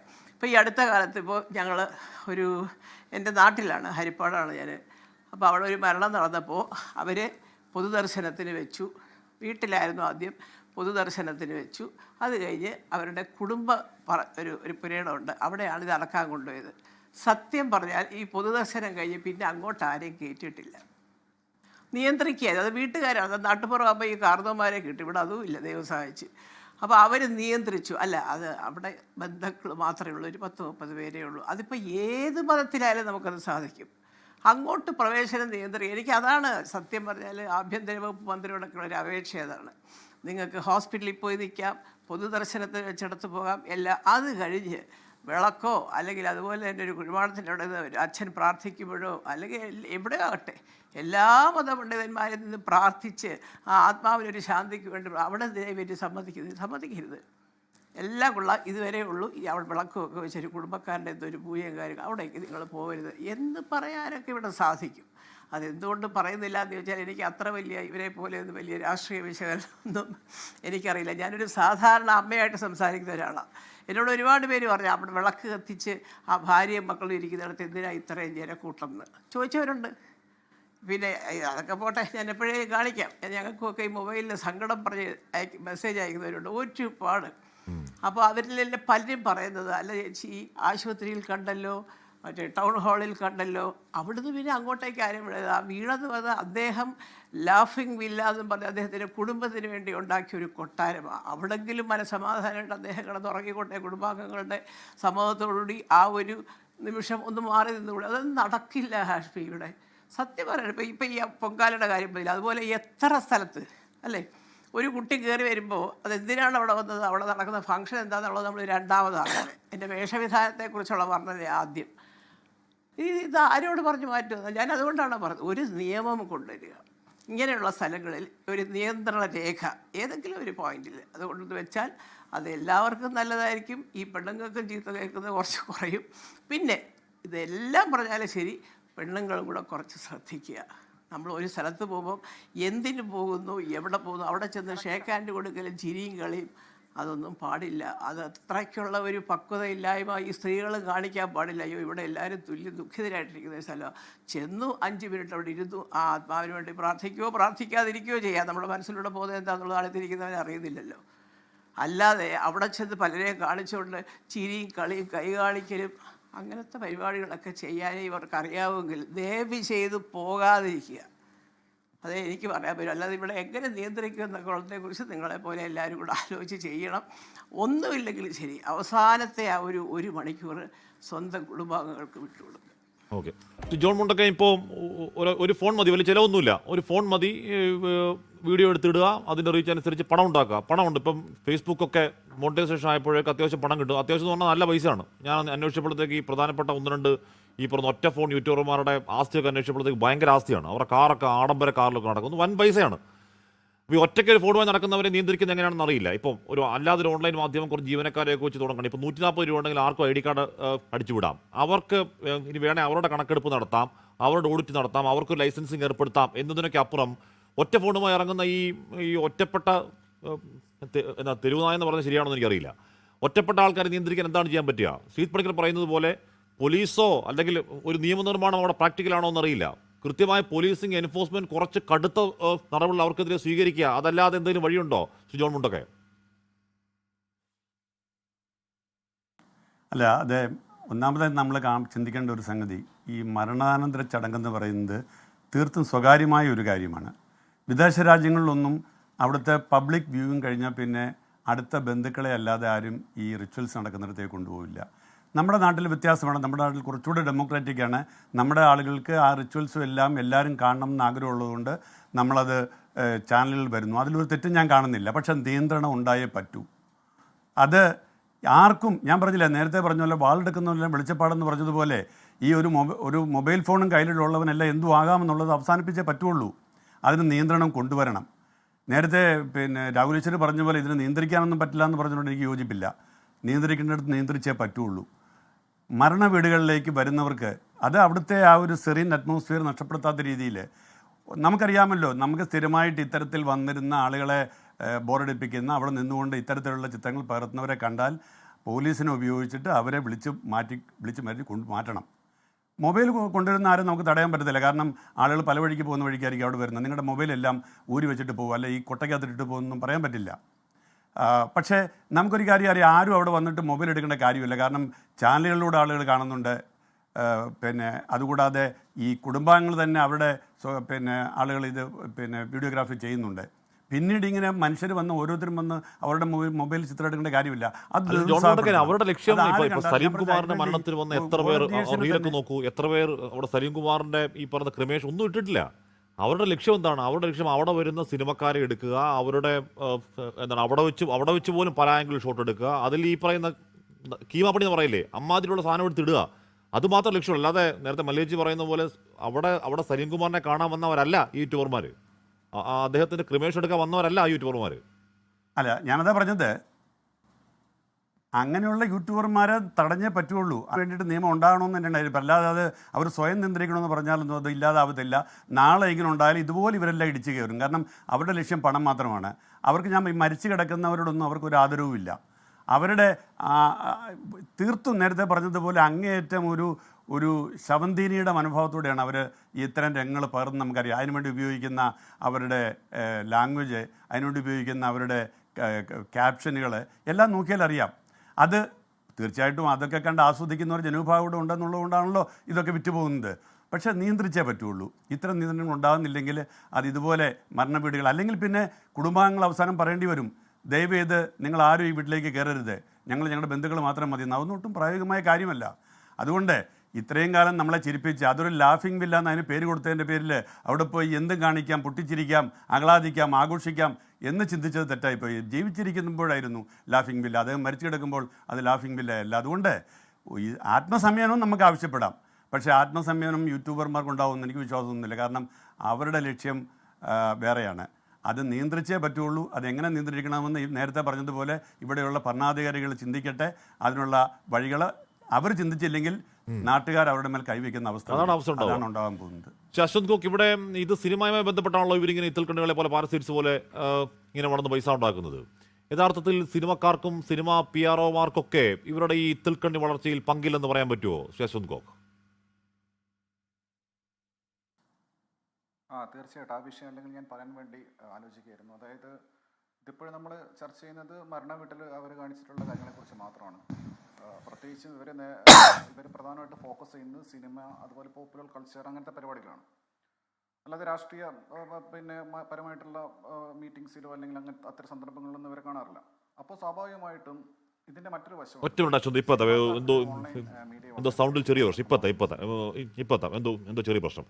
ശ്രീത് പണിക്കർ, ഇവിടെ ഇപ്പോൾ ഈ കഴിഞ്ഞ ഇവിടെ സലീം കുമാറിൻ്റെ മരണമാവട്ടെ, അതിനു മുമ്പ് ശ്രീനിവാസൻ്റെ മരണമാവട്ടെ, അതിനു മുമ്പ് സംവിധായകൻ സിദ്ദിഖിൻ്റെ മരണമാവട്ടെ, നമ്മൾ ദൃശ്യമാധ്യമങ്ങൾ പാലിക്കുന്ന ഒരു സ്വയം നിയന്ത്രണമുണ്ട്. എന്ന് പറഞ്ഞാൽ ചാനലുകൾ കൂടിയ കാലത്ത് എല്ലാവരും ചേർന്ന് ഒരു സൈഡിൽ നമ്മുടെ ക്യാമറ സ്റ്റാൻഡ് കൊണ്ട് വെക്കുക, അവിടെ ക്യാമറ വെക്കുക, വരുന്നവർ അങ്ങോട്ടേക്ക് വരിക, അനുസ്മരിക്കുക, പോവുക എന്നുള്ള നിലയ്ക്ക് അങ്ങോട്ടേക്ക് പോയി അനുസ്മരണം എടുക്കേണ്ടതില്ല എന്ന് വെക്കുന്ന ഒരു സ്വയം നിയന്ത്രണമാണ്. എന്താണ് അത് സംഭവിക്കുന്നത്? എന്തുകൊണ്ടാണ് സംഭവിക്കുന്നത്? നമുക്ക് ഒരു മേലധികാരി ഉണ്ട്, അവിടെ പോയി ഈ പറയുന്ന പ്രശ്നമുണ്ടാക്കുന്നത് നല്ലതല്ല എന്ന തോന്നലുണ്ടാവുന്നുണ്ടല്ലേ? ഒരു സംവിധാനം ഉള്ളതുകൊണ്ടാണ്. ഇവിടെ അങ്ങനെ ഒരു സംവിധാനം ഇല്ലെന്നേ. ഇവിടെ ഓരോരുത്തർ വരുന്നു, തോന്നിയ പോലെ പോകുന്നു. ഒരു സംവിധാനം ഉണ്ടാക്കാനെങ്കിലും സർക്കാരിന് പറ്റുമോ ശ്രീജിത്ത് പണിക്കർ? തീർച്ചയായിട്ടും. കാരണം ഈ മെയിൻ സ്ട്രീം മീഡിയയും ഈ ഓൺലൈൻ ചാനലുകളും തമ്മിലുള്ള ഏറ്റവും പ്രധാനപ്പെട്ട വ്യത്യാസം എന്ന് പറയുന്നത് തന്നെ ഹാഷ്മി പറഞ്ഞ ആ ഒരു പോയിന്റാണ്. സാമാന്യമായിട്ട് നമ്മൾ സംസാരിക്കുന്ന ഭാഷയിൽ പറഞ്ഞാൽ ചോദിക്കാനും പറയാനും ആളുണ്ട് എന്നുള്ളത് കൊണ്ടാണ്. അത് ആ സ്ഥാപനത്തിന് ഉത്തരവാദിത്വം ഉണ്ടാവും. ഇനി ആ സ്ഥാപനത്തിന്റെ മൊത്തത്തിൽ ഉള്ള പെരുമാറ്റവും ആ രീതിയിലാണ് എങ്കിൽ അതിന് വീണ്ടും ചോദിക്കാനും പറയാനുമായിട്ട് ഹയർ ബോഡീസ് ഉണ്ട്. ഇപ്പോൾ ഉദാഹരണത്തിന് പ്രിന്റ് മാധ്യമങ്ങളൊക്കെ തന്നെ കവർ ചെയ്യുന്ന പ്രസ് കൗൺസിൽ ഓഫ് ഇന്ത്യ പോലെയുള്ള സ്ഥാപനങ്ങളുണ്ട്. അപ്പോൾ പ്രസ് കൗൺസിലിൻ്റെ ഒക്കെ തന്നെ ഗൈഡ് ലൈൻസ് നമ്മളെടുത്ത് നോക്കിക്കഴിഞ്ഞാൽ നമ്മൾ കോമൺ ആയിട്ട് സിവിൽ സൊസൈറ്റിയിൽ പറയുന്ന ഒരു വാക്കുണ്ട്, ഡിഗ്നിറ്റി ഇൻ ഡെത്ത്. ഒരാൾ മരിച്ചു കഴിഞ്ഞാൽ അയാൾക്ക് മരണത്തിന് ഒരു അന്തസ് ഉണ്ടാവുക, അന്തസ്സോട് കൂടിയിട്ടുള്ള ഒരു മരണത്തിനുള്ള അർഹത ഉണ്ടാവുക എന്നത് നമുക്കറിയാം. നമ്മുടെ ഭരണഘടനയുടെ ആർട്ടിക്കിൾ 21 റൈറ്റ് എന്ന് പറയുന്നത് ഈ അന്തസ്സോട് കൂടിയിട്ടുള്ള ഒരു മരണം, കുടുംബാംഗങ്ങൾക്ക് ഗ്രീവ് ചെയ്യാനുള്ള ഒരു അവകാശം, ഇതെല്ലാം തന്നെ ജീവിച്ചിരിക്കുന്ന ആൾക്കാർക്ക് മാത്രമല്ല മരിച്ച ആൾക്കാർക്ക് കൂടി കിട്ടുന്നതാണ്. അപ്പോൾ അതുകൊണ്ട് തന്നെ ആ ഒരു അന്തസ്സ് നിലനിർത്തുക എന്നതിൻ്റെ ഭാഗമായിട്ട് എങ്ങനെയാണ് ഒരാളിൻ്റെ മരണം ഉണ്ടായിക്കഴിഞ്ഞാൽ അതിനെപ്പറ്റി പിന്നീട് വാർത്തകൾ ചെയ്യേണ്ടത് എന്നതുമായി ബന്ധപ്പെട്ട് പ്രസ് കൗൺസിൽ ഓഫ് ഇന്ത്യ തന്നെ എൻഫോഴ്സ് ചെയ്യുന്ന രീതിയിലത്തേക്കുള്ള കുറേ നയങ്ങളും നിലപാടുകളുമുണ്ട്. അത് വിദേശ രാജ്യങ്ങളിലുണ്ട്. ഇപ്പോൾ വിദേശ രാജ്യത്തൊക്കെ കുറച്ചുകൂടെ സ്ട്രിക്റ്ററാണ്. നമുക്കവിടെ ഒരാൾ മരിച്ചു കഴിഞ്ഞാൽ പിന്നീട് ആ മൃതശരീരത്തിൻ്റെ ചിത്രങ്ങൾ പോലും നമ്മൾ കാണാറില്ല. പലപ്പോഴും അത് ആ കോഫിനിൽ കൊണ്ടുവരുന്ന സമയത്ത് നമ്മൾ ആ കോഫിൻ അല്ലെങ്കിൽ കാസ്കറ്റൊക്കെ മാത്രമേ കാണുകയുള്ളൂ. അത് റിമൂവ് ചെയ്യുന്ന സമയത്തോ അതിന് മുമ്പുള്ള സമയത്തോ ഉള്ള ചിത്രങ്ങളൊന്നും തന്നെ നമ്മൾ പബ്ലിക്കായിട്ട് അങ്ങനെ കാണാറില്ല. അപ്പോൾ അങ്ങനെയുള്ള ഒരു അന്തസ്സ് ഇവിടെ ആൾക്കാർക്ക് മരിക്കുന്ന ആളിനും അയാളുടെ കുടുംബാംഗങ്ങൾക്കും ഒക്കെ തന്നെ കിട്ടണം, അവരുടെ സ്വകാര്യത മാനിക്കപ്പെടണം എന്ന രീതിയിലത്തേക്കുള്ള ഒരു ചിന്ത മെയിൻ സ്ട്രീം മാധ്യമങ്ങൾക്കുള്ളപ്പോൾ ഓൺലൈൻ മാധ്യമങ്ങളെ കയറൂരി വിട്ടിരിക്കുന്ന ഒരു സമീപനം ഇവിടെ ഉണ്ട് എന്നതുകൊണ്ടാണ്. പലതരത്തിലുള്ള നിയന്ത്രണങ്ങളൊക്കെ കൊണ്ടുവരാൻ വേണ്ടിയിട്ട് പലപ്പോഴും ശ്രമിച്ചിട്ടുണ്ട്. പക്ഷേ അതിന് വരുന്ന രീതിയിലത്തേക്കുള്ള ഒരു ഡിജിറ്റൽ പോളിസി ഇപ്പോഴും ഇല്ല എന്നുള്ളതൊരു വസ്തുതയാണ്. വേണമെങ്കിൽ വർക്ക് അറൗണ്ട് എന്ന് പറയാവുന്ന ചില മാർഗങ്ങളുണ്ട്. ഉദാഹരണത്തിന് ഒരാളിൻ്റെ അനുമതിയില്ലാതെ അയാളുടെ വീട്ടിലേക്ക് ചെന്നിട്ട് ചിത്രീകരിക്കുക, ദൃശ്യങ്ങൾ എടുക്കുക എന്നൊക്കെ പറഞ്ഞു കഴിഞ്ഞാൽ അത് പ്രൈവറ്റ് സ്പേസിലേക്കുള്ള ഒരു ഇൻട്രൂഷനാണ്. അതിനെ തടയാനായിട്ട് നിലവിൽ നിയമമുണ്ടോ എന്ന് ചോദിച്ചു കഴിഞ്ഞാൽ അതിന് നിയമമുണ്ട്. അതിന് IT ആക്ട് അനുസരിച്ചിട്ടാണെങ്കിൽ നിയമമുണ്ട്. അതൊക്കെ തന്നെ എൻഫോഴ്സ് ചെയ്യാനായിട്ട് നമുക്ക് ഇവിടെ എങ്ങനെ സാധിക്കും എന്നുള്ളതാണ് ഇതിൻ്റെ പ്രശ്നം. അതായത് ഇപ്പോൾ കുറേ അധികം യൂട്യൂബർമാർ വന്നിട്ട് ചിത്രങ്ങൾ എടുക്കുകയാണ്. അപ്പോൾ ആ സമയത്ത് ആ വീട്ടുകാരോ അവിടെയുള്ള മറ്റാരെങ്കിലുമോ അവരൊരു ശല്യമാണ് എന്ന് തോന്നുന്ന സമയത്ത് പോലീസിനെ വിളിക്കുകയും അവിടെ ഒരു പോലീസ് ആക്ഷൻ ഉണ്ടാവുകയും ചെയ്യുക എന്നുള്ളത് അവിടുത്തെ ആ മൊത്തത്തിലുള്ള അറ്റ്മോസ്ഫിയറിന് ചേരുന്നതല്ല എന്നുള്ളൊരു ചിന്ത അവർക്ക് ഉണ്ടാവും. അപ്പോൾ അതുകൊണ്ടാണ് ഈ ആൾക്കാർ പലപ്പോഴും സഹിച്ചും ക്ഷമിച്ചും ഒക്കെ തന്നെ ഇത് എങ്ങനെയെങ്കിലും ഒന്ന് കഴിയട്ടെ എന്നൊക്കെ കരുതിയിരിക്കുന്നത്. അതുകൊണ്ടാണ് ഞാൻ പറഞ്ഞത് ബ്ലാങ്കറ്റ് ആയിട്ടുള്ള ഒരു കാര്യം, അതായത് മരണ വീട്ടിൽ നിങ്ങൾക്ക് മൊബൈലിൽ ചിത്രീകരിക്കാനായിട്ട് സാധ്യമല്ല എന്ന രീതിയിലത്തേക്കുള്ള ഒരു കാര്യം ഉണ്ടാവുക, അത് എൻഫോഴ്സ് ചെയ്യുക. ഇപ്പോൾ ഈ നമ്മുടെ നാട്ടിൽ ഇത് ആരുടെ വീടുകളിലേക്കാണ്, ആരുടെ മരണം ഉണ്ടാകുന്ന സമയത്താണ് ഈ യൂട്യൂബർമാരൊക്കെ തള്ളിക്കയറുന്നത്? ഒന്ന് പിന്നെ എന്താണ്, സിനിമക്കാരായിരിക്കണം, അതല്ലെങ്കിൽ രാഷ്ട്രീയക്കാരായിരിക്കണം. അങ്ങനെ ആ മേഖലകളുമായി ബന്ധപ്പെട്ട് പ്രശസ്തിയുള്ള ആൾക്കാരാണ്. ഇതിനെ കൺട്രോൾ ചെയ്യാനായിട്ട് സത്യത്തിൽ ഈ രണ്ട് ആൾക്കാർക്ക് തന്നെ സാധിക്കും. ഒന്ന് ഇപ്പോൾ അമ്മ പോലെയുള്ള ഓർഗനൈസേഷൻസ് ഉണ്ട്, അതേപോലെ ഒരു രാഷ്ട്രീയക്കാരാണെങ്കിൽ അവരുടെ പാർട്ടികളുണ്ട്. അവർക്ക് ചെയ്യാൻ കഴിയുന്ന ഒരു കാര്യമുണ്ട്. ഞാൻ നേരത്തെ സൂചിപ്പിച്ചതുപോലെ ഒരു ലയസൺ ആളെ അപ്പോയിന്റ് ചെയ്യുക. ഇപ്പോൾ ഒരു നടൻ മരിച്ചു, അത് സലീം കുമാറോ അല്ലെങ്കിൽ ശ്രീനിവാസനോ ആണെങ്കിൽ അമ്മയിൽ നിന്ന് ഒരു ലയസൺ ആളിനെ അതിനു വേണ്ടിയിട്ട് നിയമിക്കുക. അവിടെ നിന്ന് ഒരു ഒഫീഷ്യൽ സ്റ്റേറ്റ്മെന്റ് ഉണ്ടാവുക. അതിലവർ പറയുക ചിത്രീകരണത്തിനുള്ള അനുമതിയില്ല, മീഡിയ സോൺ എവിടെയാണ് പ്ലാൻ ചെയ്തിരിക്കുന്നത്, ഏത് സമയത്ത് നിങ്ങൾക്കത് ചിത്രീകരിക്കാം. അതിപ്പോൾ BJT ഹാളിലോ അല്ലെങ്കിൽ ഏതെങ്കിലും ഒരു പൊതുദർശനത്തിന് കിടത്തുന്ന ഒരു ഹാളിലാണെങ്കിൽ അവിടെ മീഡിയയ്ക്ക് എവിടെ നിൽക്കാം, അതിൽ ഏതൊക്കെ തരത്തിലുള്ള മീഡിയ അക്രഡിറ്റേഷനുള്ള മാധ്യമങ്ങളെയാണോ, പാസ് വേണോ വേണ്ടയോ, ഈ കാര്യങ്ങൾ അവർക്ക് തീരുമാനിക്കാം. വീടുകളിൽ ഒരു കാരണവശാലും സ്ട്രിക്ട്ലി നോ ആണ് എന്ന് പറയാനായിട്ട് സാധിക്കും. ഞാൻ നേരത്തെ സൂചിപ്പിച്ചതുപോലെ ഒരു പൂൾ സിസ്റ്റം കൊണ്ടുവരുന്നുണ്ടെങ്കിൽ അവർക്ക് തന്നെ ചെയ്യാം. നേരത്തെ ഇവിടെ സൂചിപ്പിച്ചു, അമ്മയുടെ മീറ്റിംഗ് ഒക്കെ നടക്കുന്ന സമയത്ത് 1-2 യൂട്യൂബേഴ്സിനെ കൊണ്ടുവന്നിട്ട് അവരെടുക്കുന്ന ദൃശ്യങ്ങൾ മാത്രമാണ് കൊടുക്കുക. അപ്പോൾ അങ്ങനെ എടുക്കുന്ന സമയത്ത് അവർക്ക് കൃത്യമായിട്ടുള്ള ഗൈഡ് ലൈൻസ് കൊടുത്തിട്ട് അവരുടേതെടുത്തതിന് ശേഷം മറ്റാൾക്കാർക്ക് കൊടുക്കുക. ഇത് അൾട്ടിമേറ്റ്ലി ഇത് ആർക്കാണ്? ഇത് ആൾക്കാർക്ക് കൺസ്യൂം ചെയ്യാനുള്ള കോണ്ടന്റ് ആണെന്നാണല്ലോ ഇതിന്റെ സങ്കല്പം. അങ്ങനെയാണെങ്കിൽ നമ്മൾ ഈ പറയുന്ന മഞ്ഞക്കുയിലും പച്ചക്കുയിലും ഒക്കെ മാത്രം ഉണ്ടാക്കിയിരിക്കുന്ന കോണ്ടന്റ് മാത്രമല്ലല്ലോ. ആൾക്കാർക്ക് ഇത് കിട്ടിയാൽ മതി എന്നുണ്ടെങ്കിൽ അത് ഒഫീഷ്യലായിട്ട് എടുത്തുകൊണ്ട് എന്തുകൊണ്ട് കൊടുക്കാനായിട്ട് കഴിയില്ല. അപ്പോൾ ബ്രോഡറായിട്ടുള്ള ഒരു പ്രൈവസിയെ റെസ്പെക്ട് ചെയ്യുക, അവിടെയുള്ള സെൻസിറ്റിവിറ്റി റെസ്പെക്ട് ചെയ്യുക, ഇതൊന്നുമില്ല. അതായത് അവിടെ ഭാര്യയും മക്കളും ഒക്കെ തന്നെ പിന്നെ പൊട്ടിക്കരയുകയാണ്, അവരുടെ ഏറ്റവും അവസാനം കിട്ടുന്ന സ്വകാര്യമായിട്ടുള്ള കുറച്ച് മിനിറ്റുകളാണ്. അതൊക്കെ തന്നെ കോണ്ടന്റ് ആക്കുന്നതിന് വേണ്ടിയിട്ട് യാതൊരു വിധത്തിലുള്ള മനുഷ്യത്വവും ഇല്ലാതെ കുറേ അധികം ആൾക്കാർ അവരുടെ പേഴ്സണൽ ഗ്രീവിങ് സ്പേസിലേക്ക് ഇടിച്ചു കയറുകയാണ്. എന്നിട്ട് ആൾക്കാരുടെ അടുത്ത് നേരത്തെ താങ്കൾ പറഞ്ഞ ഒരു നല്ല കാര്യമാണ്. കാരണം ഒരു ഡെസിഗ്നേറ്റഡ് സ്പേസ് കണ്ടെത്തുന്നു, പ്രശസ്തരായിട്ടുള്ള ആൾക്കാർക്ക് അവരുടെ സഹപ്രവർത്തകനെ ഓർക്കുന്നതിന് വേണ്ടിയിട്ട് അവിടെ വന്നിട്ട് യാതൊരു വിധത്തിലുള്ള കമ്പൽഷനും ഇല്ലാതെ അവർക്ക് പറയാവുന്ന അവിടെ നിന്ന് പറഞ്ഞിട്ട് പോകാം, കൂടുതലായിട്ടുള്ള ചോദ്യങ്ങളില്ല. ആ രീതിയിലത്തേക്കൊക്കെ ഇത് പ്ലാൻ ചെയ്യുക എന്ന് വെച്ചാൽ ഒന്ന് രണ്ട് ഇവന്റുകൾ ഇതേപോലെ നടന്നു കഴിയുമ്പോഴത്തേക്ക് ഇതൊരു കൾച്ചറായിട്ട് മാറും. അങ്ങനെ പക്ഷേ ഇത് 10-20 പേരുണ്ടെന്നേ. ഇത് എത്രത്തോളം നമ്മൾ പരമാവധി 15 പേരാണ് ഉണ്ടാവുക. ഈ മൊബൈലുകാർ വന്ന 10-60 പേരാ. അതെങ്ങനെയാണ് ആ സംവിധാനം ഉണ്ടാക്കാൻ പറ്റുക? വേഴ്സായി മാറി എന്ന് നമുക്ക് കാണാം. ശ്രീത്തെ, ഇപ്പം നമ്മൾ പരമാവധി 15-16 പേരാ ഉണ്ടാവുക. മൊബൈലുകാർ 60-70 പേരൊക്കെയാണെന്ന് വരിക. അവരെങ്ങനെയാണ് ഒരു എക്സാക്ട്ലി ഞാൻ പറഞ്ഞത് അതുകൊണ്ടാണ് ബ്ലാങ്കറ്റ് ബാൻ. Say no. മൊബൈലും കൊണ്ട് ചിത്രീകരിക്കാനായിട്ട് ഇവിടെ സാധ്യമല്ല. നിങ്ങൾക്ക് വന്ന് റെസ്പെക്ട് കൊടുത്തിട്ട് പോകണമെന്നുണ്ടെങ്കിൽ നിങ്ങൾക്ക് അവിടെ ചെല്ലാം. മറ്റേതൊരാളിനെയും പോലെ അവിടെ ഒരു എൻട്രി ഉണ്ട്, അവിടെ ഒരു എക്സിറ്റ് ഉണ്ട്, നിങ്ങൾക്ക് അവിടെ നിന്ന് പോകാം. പക്ഷേ മൊബൈൽ എടുത്ത് ചിത്രീകരിക്കാനായിട്ട് പാടില്ല എന്ന രീതിയിലത്തേക്ക് സ്ട്രിക്റ്റ് നോയാണ്. ഇപ്പൊ ഇതിന്റെ വർഷമായിക്കൊണ്ടിരിക്കുന്നത് നോക്കൂ. ഇപ്പോ സലീം കുമാറിന്റെ മരണവുമായി ബന്ധപ്പെട്ട് നമ്മൾ കണ്ടിരിക്കുന്ന വിവരങ്ങളാണ്, അതുമായി ബന്ധപ്പെട്ട് അവിടെ നടന്നിരിക്കുന്ന സീനാണ് ഇത്രത്തോളം വിവാദമാകുന്നത്, നമ്മൾ ഇങ്ങനെ ഒരു ചർച്ചയ്ക്ക് പോകുന്നത്. ഇതിന് തൊട്ടു മുമ്പ് ഇത് ഇല്ലാഞ്ഞിട്ടല്ല. പക്ഷെ ആ സമയങ്ങളിലെല്ലാം തന്നെ താങ്കൾ പറഞ്ഞ പോലെ സംവിധായകൻ സിദ്ദിഖിന്റെ കാര്യത്തിലാണെങ്കിലും നടൻ ശ്രീനിവാസന്റെ കാര്യത്തിലാണെങ്കിലും ഒക്കെ ഇതുണ്ട്. പക്ഷേ ഇത് ഇത്രത്തോളം ലെവലിലേക്ക് ചർച്ച ചെയ്യാവുന്ന ലെവലിലേക്ക് പോയത് അവിടെ ഇതാവാം എന്ന് കരുതിയിട്ടും ഇതിന് തടയാൻ ആരുമില്ല, എൻഫോഴ്സ് ചെയ്യപ്പെടുന്ന മാനദണ്ഡങ്ങളില്ല. അപ്പൊ നമുക്ക് നമ്മുടെ സർവ്വസ്വാതന്ത്ര്യം എന്ന് കരുതുന്നത് കൊണ്ടാണ് നേരത്തെ ഒരുപക്ഷെ 6 പേരായിരുന്നെങ്കിൽ ഇന്ന് 60 ആവുന്നത്. ഇത് ഇന്ന് നിയന്ത്രിച്ചില്ല എങ്കിൽ ഈ 60 എന്ന് പറഞ്ഞാൽ നാളെ 600 മാറും. ഈ മൊബൈൽ എടുക്കുന്ന ഓരോരുത്തരും, വാളെടുക്കുന്നവൻ വെളിച്ചപ്പാടെന്ന് പറയുന്നത് പോലെ മൊബൈൽ എടുക്കുന്ന ഓരോരുത്തരും സ്വന്തമായിട്ട് അവന്റെ മീഡിയ ഹൗസ് നടത്തുന്നു എന്ന രീതിയിലത്തേക്ക് ഇവനൊക്കെ കോണ്ടന്റ് ഉണ്ടാക്കുന്നതിന് വേണ്ടിയിട്ട് പോയി കഴിഞ്ഞാൽ അവിടേക്ക് സാമാന്യമായിട്ട് സഹപ്രവർത്തകർക്ക്, ബന്ധുക്കൾക്ക് ഒക്കെ വന്ന് അവസാന റെസ്പെക്ട് കൊടുത്തിട്ട് പോകാൻ കഴിയാത്തതുപോലെ ഇവന്മാരെല്ലാം കൂടെ അവിടെ തടിച്ചുകൂടി അങ്ങനെ നിൽക്കുകയല്ലേ. എന്നിട്ട് അവന്മാർ തന്നെ ഈ ആൾക്കാരുടെ അടുത്ത് സിനിമ കഴിഞ്ഞിട്ട് വരുന്ന ആൾക്കാരോട് അഭിപ്രായം ചോദിക്കുന്നത് പോലെ ഇവരെ ഓർത്തെടുക്കാനായിട്ട് ആവശ്യപ്പെട്ടാലോ?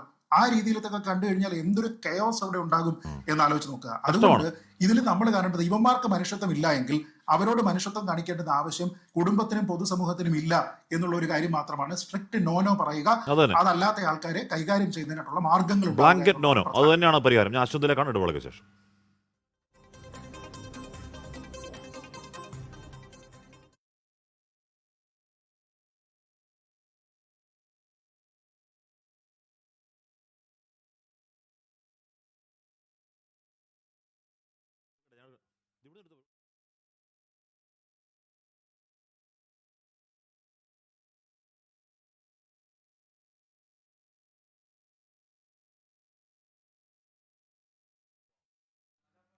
വേണ്ട മാറണോ? ലാഭം വരണോ?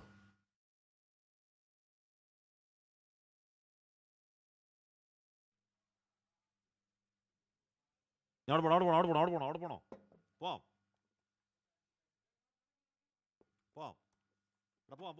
ആ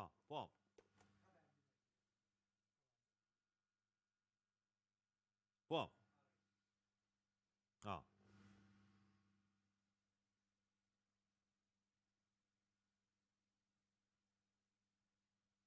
ദുബായ് എമിറേറ്റ്സ് റോഡിലുണ്ടായ വാഹനാപകടത്തിൽ മരിച്ചവരുടെയും പരിക്കേറ്റവരുടെയും കുടുംബങ്ങൾക്ക് 2.6 കോടി രൂപയുടെ പുനരധിവാസ പാക്കേജ്. എന്താ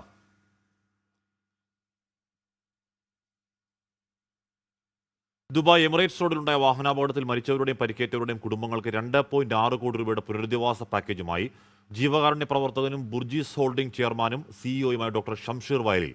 ദുബായ് ആസ്ഥാനമായുള്ള കമ്പനിയിൽ ജീവനക്കാർ സഞ്ചരിച്ചിരുന്ന മിനി ബസ് റോഡിൽ നിർത്തിയിട്ടിരുന്ന ട്രക്കിന് പിന്നിലിടിച്ചാണ് അപകടമുണ്ടായത്. ഇന്ത്യ, ശ്രീലങ്ക, നേപ്പാൾ സ്വദേശികളായ തൊഴിലാളികളാണ് അപകടത്തിൽപ്പെട്ടവർ. അപകടത്തിൽ ജീവൻ പൊലിഞ്ഞ 7 പേരുടെ കുടുംബങ്ങൾക്ക് 26 ലക്ഷം രൂപ വീതവും 2 മലയാളികൾ ഉൾപ്പെടെ പരിക്കേറ്റ 9 പേരുടെ അടിയന്തര ചികിത്സാ പുനരധിവാസ ആവശ്യങ്ങൾക്കായി 47 ലക്ഷം രൂപയും നൽകും.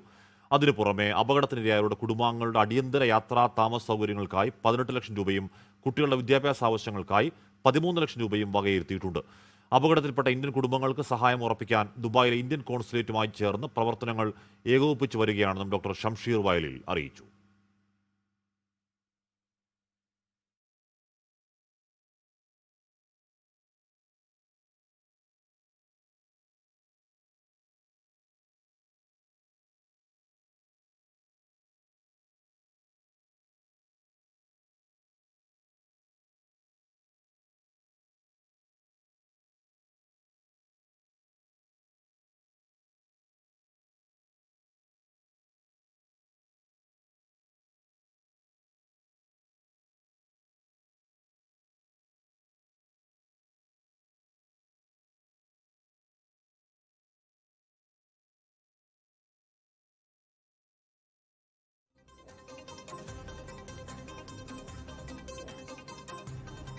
ശശാന്ത് ഗോക്, താങ്കൾ സിനിമ നിരൂപണം നടത്തുന്ന ആളാണ്. താങ്കൾ സിനിമ കാണുന്നു, ഇഷ്ടമെങ്കിൽ ഇഷ്ടമെന്ന് പറയുന്നു, ഇഷ്ടമല്ലെങ്കിൽ ഇഷ്ടമല്ല എന്ന് പറയുന്നു. അത് പ്രൊമോഷനല്ല, പ്രൊമോഷൻ്റെ പണവും വാങ്ങുന്നില്ല. താങ്കൾ യൂട്യൂബിൽ നിന്ന് വരുമാനം ഉണ്ടാക്കുന്നെങ്കിൽ താങ്കളുടെ അധ്വാനത്തിൻ്റെ വരുമാനമാണ്. അതല്ലാതെ സിനിമാ പ്രൊമോഷൻ വാവ് സൂപ്പർ എന്ന് പറയാൻ വേണ്ടി സിനിമാ പ്രൊമോഷന് സിനിമക്കാർ തന്നെ ഈ പറയുന്ന മേയിച്ചുകൊണ്ട് നടക്കുന്ന കുറച്ച് യൂട്യൂബർമാരുണ്ട്.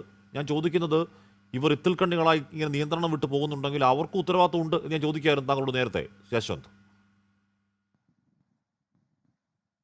അതെ അതെ, തീർച്ചയായിട്ടും. അതിലെ വിഷയം എന്താണെന്ന് വെച്ച് കഴിഞ്ഞാൽ, ഈ ഓൺലൈൻ മീഡിയയെ വളർത്തുന്ന സിനിമാക്കാർ തന്നെയാണ്, അവരെ യൂസ് ചെയ്യുന്ന സിനിമാക്കാർ തന്നെയാണ്. കാരണം അവർക്ക് കൃത്യമായിട്ട് പ്രൊമോഷൻസിന് ഇവരെ ആവശ്യമുണ്ട്. ഇന്ന് നിങ്ങളൊരു സാറ്റലൈറ്റ് ചാനലിൽ പരസ്യം കൊടുത്തു കഴിഞ്ഞാൽ എത്ര പേരും കാണുമെന്ന് നമുക്കറിയില്ല. പക്ഷേ ഇവരെ സിനിമ ഇറങ്ങുന്നതിന് മാസങ്ങൾക്ക് മുൻപേ ഇവരുടെ പ്രീ പ്രൊമോഷൻസ് പരിപാടികൾ ആരംഭിക്കും. ഇത് എല്ലാം ചെയ്യുന്നത് നിങ്ങളീ പറഞ്ഞ 10-60ഓളം വരുന്ന ഓൺലൈൻ സോഷ്യൽ മീഡിയ ചാനൽസിൽ കൂടെയാണ്. അപ്പോൾ സ്വാഭാവികമായിട്ടും ജനങ്ങളിലേക്ക് ഒരു സിനിമ എത്തിക്കാൻ ഇവർക്ക് ഏറ്റവും ഉള്ള ഷോർട്ട് കട്ട് എന്ന് പറയുന്നത് ഈ ഓൺലൈൻ മീഡിയയാണ്. അപ്പോൾ അവരെ വളർത്തുന്നവരെ തന്നെയാണ്. പക്ഷേ ഇത് നിയന്ത്രണം വിട്ട് ഇത്തരം സാഹചര്യം നോക്കാതെ മരണ വീടുകളിലേക്ക് വരുന്നതാണ്. ഇപ്പോൾ നടക്കുന്ന ഒരു പരിപാടി എന്താണെന്ന് വെച്ച് കഴിഞ്ഞാൽ, പണ്ടൊക്കെ ആഷ്മി പറഞ്ഞ പോലെ ഈ സിനിമാ തിയേറ്ററുകളിൽ അതാത് സിനിമകളുടെ ആളുകളെ തന്നെ കയറ്റി, ക്രൂ മെമ്പേഴ്സിനെ ഫ്രണ്ട്സിനെ കയറ്റി ഈ ഓൺലൈൻ മീഡിയ വിളിച്ച് വരുത്തി ഗംഭീര സിനിമയാണെന്ന് അവരിനെ പ്രഖ്യാപിക്കുന്ന പരിപാടിയാണ്. അതിന് പകരം ഇപ്പോൾ നടക്കുന്നത് സിനിമ തിയേറ്ററിനകത്ത് വരെ കയറ്റുന്നുണ്ട് ഓൺലൈൻ മീഡിയയെ. എന്നിട്ട് ഇതിൽ അഭിനയിച്ച നടന്മാരൊക്കെ ഫ്രണ്ട് റോയിൽ ഒളിച്ചിരിക്കും. എന്നിട്ട് സിനിമ കഴിയുമ്പോൾ ഇവരങ്ങ് പ്രത്യക്ഷപ്പെടും, ഒപ്പം ഓൺലൈൻ മീഡിയ മൊത്തം ഇത് ഷൂട്ട് ചെയ്യും. അപ്പോൾ ഇത് ഗംഭീര സിനിമ, കൂടെ കാണുന്ന പ്രേക്ഷകർ കൈയടിക്കുന്നു. അപ്പോൾ ഈ സിനിമാ തിയേറ്ററിലവരെ കയറ്റുന്ന ആരാണ്? അപ്പം ഈ സിനിമാക്കാർ ഇതുപോലെ വിഷുക്കൈനോട്ടം കൊടുത്തിട്ടും ഇവർക്ക് പ്രോത്സാഹനം കൊടുത്തിട്ടും ഇത് PRO ടീമിനെ വെച്ചിട്ടാണ്. നേരത്തെ മല്ലിക ചേച്ചി തുടക്കത്തിൽ തന്നെ പറഞ്ഞു, ഈ PROസിനെ വെച്ചിട്ടാണ് അത്തരം കമ്പനീസാണ് ഇതൊക്കെ ചെയ്യുന്നത്, ഇത് കോർഡിനേറ്റ് ചെയ്യുന്നത്. അപ്പം ഇവരെ ഒരു സൈഡിൽ ഇവരെ വളർത്തിക്കൊണ്ടുവരികയും ഇവരെ യൂസ് ചെയ്യും, അല്ലെങ്കിൽ ഇവരെ ഒരു കോ എക്സിസ്റ്റൻസ് ഉണ്ട് സംഭവം പരിപാടി. പക്ഷേ ഇത് പൊതുജനങ്ങളിലേക്ക് എത്തുന്ന സമയത്ത് അവർ കാണുമ്പോഴാണ് ഇത് വലിയ പ്രശ്നങ്ങളായിട്ട് മാറുന്നത്, പ്രത്യേകിച്ചും ഇത്തരം സാഹചര്യങ്ങളിൽ. പിന്നെ ഒബ്ജക്റ്റിഫിക്കേഷൻ നമുക്കറിയാം, ഈ സ്ത്രീകളുടെ ശരീരഭാഗങ്ങൾ അത്തരം രീതിയിൽ സെക്ഷലി ആ രീതിയിൽ പ്രദർശിപ്പിച്ചിട്ട് അത് കാണാൻ നാട്ടിൽ ആൾക്കാരുണ്ടെന്ന് ഇഷ്ടം പോലെ. ഒരു റീൽസ് കണ്ടുകൊണ്ടിരിക്കും, ഇത് കാണാനും കമൻസ് ഇടാനും എല്ലാ ആൾക്കാരുണ്ട്. അപ്പോൾ അത് അവരുടെ അവരുടെ റീച്ചിന് വേണ്ടി അവർ യൂസ് ചെയ്യുന്നതാണ്. പിന്നെ മറ്റൊരു വശം എന്ന് പറഞ്ഞു കഴിഞ്ഞാൽ, ഇതിങ്ങനെ എടുക്കുന്ന അറിഞ്ഞുകൊണ്ട് വരുന്ന ആൾക്കാരുണ്ട്. അത് നമുക്ക് കണ്ടാൽ തന്നെ മനസ്സിലാവും. അതായത് വസ്ത്ര സ്വാതന്ത്ര്യം എല്ലാം ഉണ്ടെന്നെങ്കിൽ കൂടെ ഇത്തരം സിനിമകൾ റിലീസ് ചെയ്യുന്ന സമയത്ത് അല്ലെങ്കിൽ ഇത്തരം സാഹചര്യങ്ങളിൽ ലൈം ലൈറ്റിൽ നിൽക്കാൻ ആഗ്രഹിക്കുന്നവരാണ് മിക്ക സെലിബ്രിറ്റീസും. ഞാൻ പറയുന്നത് ഹൈ പ്രൊഫൈൽ സെലിബ്രിറ്റീസ് അല്ല, ഈ ബഡ്ഡിങ് സെലിബ്രിറ്റീസ് ഒക്കെ തന്നെ ഹൈ പ്രൊഫൈലിൽ ലൈം ലൈറ്റിൽ നിൽക്കാൻ വേണ്ടി ആഗ്രഹിക്കുന്നവരാണ്. അപ്പോൾ അവരെപ്പോഴും ഓൺലൈൻ മീഡിയയ്ക്ക് ഇൻ്റർവ്യൂസ് കൊടുക്കും, അവരായിട്ട് സഹകരിക്കും, അല്ലെങ്കിൽ അവർക്ക് വീഡിയോസിൽ നിന്ന് കൊടുക്കും. ഇതൊക്കെ എല്ലാ പരിപാടിയും നടക്കുന്നുണ്ട്. പക്ഷേ ഇത് ഒരു കൈവിട്ട കളിയെ മാറി, ഇതൊരു തോന്നിവാസമായി മാറിയിട്ടുള്ളത് ഇത്തരം മരണ വീട്ടുകളിലും അതുപോലെ തന്നെ യാതൊരു സാമാന്യ മര്യാദയും ഒരു സിവിക് സെൻസും ഇല്ലാതെ പെരുമാറുമ്പോഴാണ്. രാഹുൽ, ഇവിടെ നോക്കൂ, സലീം കുമാർ ആവട്ടെ, ആരും ആയിക്കോട്ടെ, അവിടെ മരിച്ചു കിടക്കുന്ന എന്ന് നേരത്തെ ശ്രീത്ത് പറയുന്നത് പോലെ അവസാന നിമിഷങ്ങളാണ് എന്ന് പറഞ്ഞാൽ അവരുടെ പ്രിയപ്പെട്ടവർക്ക് അടുത്തിരിക്കാൻ പറ്റിയ ഏറ്റവും ലാസ്റ്റ് നിമിഷങ്ങളാണ്. ആ നിമിഷങ്ങളിൽ ഒരു തരത്തിലും അവരെ അടുപ്പിക്കേണ്ടതില്ല. ഒരു അന്ത്യചുംബനം കൊടുക്കാൻ പോലും ഇപ്പോൾ ചന്ത് പൊട്ടിത്തെറിക്കുന്നത് എന്തുകൊണ്ടാണ്? സഹികെട്ട് ഗതികെട്ട് പൊട്ടിത്തെറിക്കുന്നതാണ്. ധ്യാൻ ശ്രീനിവാസൻ പൊട്ടിത്തെറിക്കാതെ എന്തുകൊണ്ടാണ്? അവിടെ പൊട്ടിത്തെറിച്ചാൽ ചിലപ്പോൾ ഈ പറയുന്ന മൊത്തത്തിലുള്ള സാഹചര്യം മാറിപ്പോകും എന്ന ആശങ്കയിൽ ഭയത്തിൽ മിണ്ടാതിരുന്നു പോകുന്നതാണ്. സംവിധായകൻ സിദ്ദിഖിൻ്റെ മരണസമയത്ത് ഇതുപോലെ കണ്ടു. അപ്പോൾ ആ സമയത്ത് പോലും ഒരു സിവിക് സെൻസ് കാണിക്കണമെന്ന ബോധമില്ലാത്തവർ ഇന്ന് മുഖ്യമന്ത്രി വി.ഡി. സതീശൻ പറയുന്ന പോലെ അവർ സ്വയം നിയന്ത്രിക്കും എന്ന് കരുതാവോ ശ്രീ രാഹുൽ? അല്ല, സെൽഫ് റെഗുലേഷൻ ഒരു ഓപ്ഷനാണ്. പലപ്പോഴും ലിമിറ്റഡ് ഓപ്ഷനേ നമ്മുടെ മുമ്പിലുള്ളൂ എന്നൊരു റിയലൈസേഷൻ കൂടെ നമുക്ക് വേണം. ശ്രീ പണിക്കർ പറഞ്ഞതുപോലെ ഒരു ലീഗൽ ഫ്രെയിംവർക്കിന്റെ ആവശ്യകത വളരെ അധികമാണ്. ശ്രീ യശ്വന്ത് കോക്ക് ആ മേഖലയുടെ ന്യൂആൻസസിനെ കുറിച്ച് പറയുകയുണ്ടായി. അതൊക്കെ സ്വാഗതാർഹമാണ്. പക്ഷെ അവിടെ നമ്മൾ ശ്രദ്ധിക്കേണ്ട ഒരു കാര്യം കൂടിയുണ്ട്. മരണവീടിനെ കുറിച്ചല്ല പറയുന്നത്, സ്ത്രീകളുടെ വസ്ത്രധാരണവും ഹൈ ആംഗിളും ലോ ആംഗിളുമാണ്. ഒട്ടും പോപ്പുലർ അല്ലാത്ത ഒപ്പീനിയൻ പറയാൻ ധൈര്യം കാണിച്ച ശ്രീമതി മല്ലിക സുകുമാരനെ എത്ര അഭിനന്ദിച്ചാലും മതിയാകില്ല. ഒരുപക്ഷെ ശ്രീമതി മല്ലിക സുകുമാരൻ ആ വസ്ത്രധാരണത്തെക്കുറിച്ച് പറഞ്ഞ അഭിപ്രായം രാഹുൽ ഈശ്വർ പറഞ്ഞെങ്കിൽ ഹാഷ്മി എന്നെ നേരെ ചാടിക്കടിക്കുമായിരുന്നു. അതിന്റെ കാര്യം, നമ്മൾ ജീവിക്കുന്ന ലോകത്ത് കുറേ യാഥാർത്ഥ്യങ്ങളുണ്ട് എല്ലാ കാര്യത്തിലും. മരണ വീട്ടിലൊന്നും ഒരു കാരണവശാലും നോ കോംപ്രമൈസ്, ഇത്തരം ആൾക്കാരെ നമുക്ക് ടോളറേറ്റ് ചെയ്യരുത്. പക്ഷേ ബാക്കി ഒരുപാട് കാര്യങ്ങളിൽ we may not be able to change the tide, but we can learn to swim. തിരമാലകളെ മുഴുവൻ ശാന്തമാക്കാൻ കഴിയില്ല, പക്ഷേ നമുക്ക് നീന്താൻ പഠിക്കാമല്ലോ എന്ന് ഇംഗ്ലീഷിൽ പറയുന്ന ഒരു ചൊല്ലുണ്ട്. അതിനർത്ഥം എന്ന് പറയുന്നത് നമ്മളെല്ലാം സഹിക്കണമെന്നോ പെൺകുട്ടികളെല്ലാം സഹിക്കണമെന്നോ ക്ഷമിക്കണമെന്നോ അല്ല. അമ്മയുടെ വികാരമാണ്. താങ്കൾ അതുപോലെ പറയാമോ? യുമാരി ഈ പറയുന്ന ക്യാമറ കണ്ടോട്ട് ഹൈ ആംഗിൾ പിടിക്കും എന്ന് കരുതി പേടിക്കണം. ഇപ്പൊ അത് വസ്തുതാന്തം മൊത്തം നോക്കണം എന്നൊക്കെ പറയുന്നത് അത് ഹാഷ്മിക്ക് അത് ഇഷ്ടപ്പെട്ടില്ലെന്ന് എനിക്കറിയാം. അല്ല, നിയന്ത്രിക്കേണ്ടത് അവരെയാണോ പെൺകുട്ടികളെയാണോ രാഹുൽ? ഇഷ്ടപ്പെട്ടില്ലെന്ന് എനിക്ക് അറിഞ്ഞുകൊണ്ട് തന്നെ ഞാൻ പറയുന്നത് കാര്യം. നമ്മൾ മല്ലികാ നിയന്ത്രിക്കേണ്ടത് യുവമാരെയാണോ പെൺകുട്ടികളെയാണോ? അല്ല, അവിടെയാണ് അതെന്ത് മല്ലികാ വർത്താനം? സുകുമാരൻ ഒരു അമ്മയുടെ അല്ല അങ്ങനെയല്ല, ഇവന്മാരെ തന്നെയാണ് നിയന്ത്രിക്കേണ്ടത്. പക്ഷേ പെൺകുട്ടികളോട് സ്നേഹമുള്ളത് കൊണ്ടാണ് നമ്മൾ ചില ലക്ഷ്മണരേഖകൾ വേണമെന്ന് പറയുന്നത്. സീതാദേവിക്ക് ലക്ഷ്മണരേഖ വരച്ചത് സീതാദേവിയെ തടയാനല്ല, പക്ഷേ രാവണന്മാർക്കെതിരെയാണ്. അതേപോലെ ശ്രീമതി മല്ലികാ സുകുമാരൻ ഒരു അമ്മയായിട്ട് നിന്ന് പറയുന്ന പോലെ രാഹുൽ ഈശ്വർ ഒരു ചേട്ടനായിട്ട് നിന്ന് പറയുകയാണ്. നമ്മുടെ ഇത് കാണുന്ന കേൾക്കുന്ന പെൺകുട്ടികൾ ചില കാര്യങ്ങളിലെങ്കിലും, അല്ലെങ്കിൽ ആൺകുട്ടികളും മിതത്വവും കാര്യവും പാലിക്കണം. ഇല്ലെങ്കിൽ പ്രശ്നമെന്ന് പറഞ്ഞാൽ ഇതേപോലെ പ്രഡേറ്ററി ആയിട്ടുള്ള ഒരുപാട് ആൾക്കാർ ഇറങ്ങുന്നുണ്ട്. നമ്മുടെ ഇന്നത്തെ പല പെൺകുട്ടികളും ഒരുപാട് എന്താ പറയുന്നത് ഒരുപാട് നെക്ക് ലൈൻ താഴുന്ന വസ്ത്രങ്ങളും സാധനങ്ങളും ഒക്കെ ഇട്ടുകൊണ്ട് അവരുടെ സ്വാതന്ത്ര്യം അങ്ങനെ ഇടാമോ ഫോണുമായിട്ട് ഇറങ്ങിയേക്കുക എന്ന് പറഞ്ഞാൽ മറുഭാഗത്ത് പെർവേർട്ടുകൾ മറുഭാഗത്ത് പെർവേർട്ടുകൾ ഉണ്ട് എന്ന റിയലൈസേഷൻ വേണം. ഹാഷ്മി കണ്ണടച്ചിരുട്ടാക്കരുത്. അവിടെയാണ് ഹാഷ്മിയെ പോലെ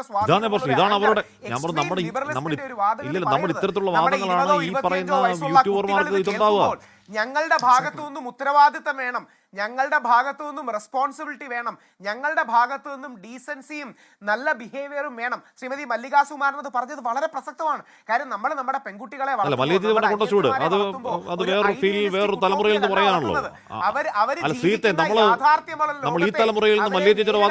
സ്വാതന്ത്ര്യത്തോടൊപ്പം ഉത്തരവാദിത്വം വേണം, അവർക്ക് ഫ്രീഡം വേണം. വളരെ ഓർത്തഡോക്സ് ആയിട്ടുള്ള വളരെ ട്രഡീഷണൽ ആയിട്ടുള്ള ഒരു കാഴ്ചപ്പാട് അവർ പറഞ്ഞു എന്നുള്ളതേ ഉള്ളൂ. അവരുടെ അഭിപ്രായം എന്ന രീതിയിലത്തേക്ക് എനിക്ക് അതിനോട് ബഹുമാനമേ ഉള്ളൂ.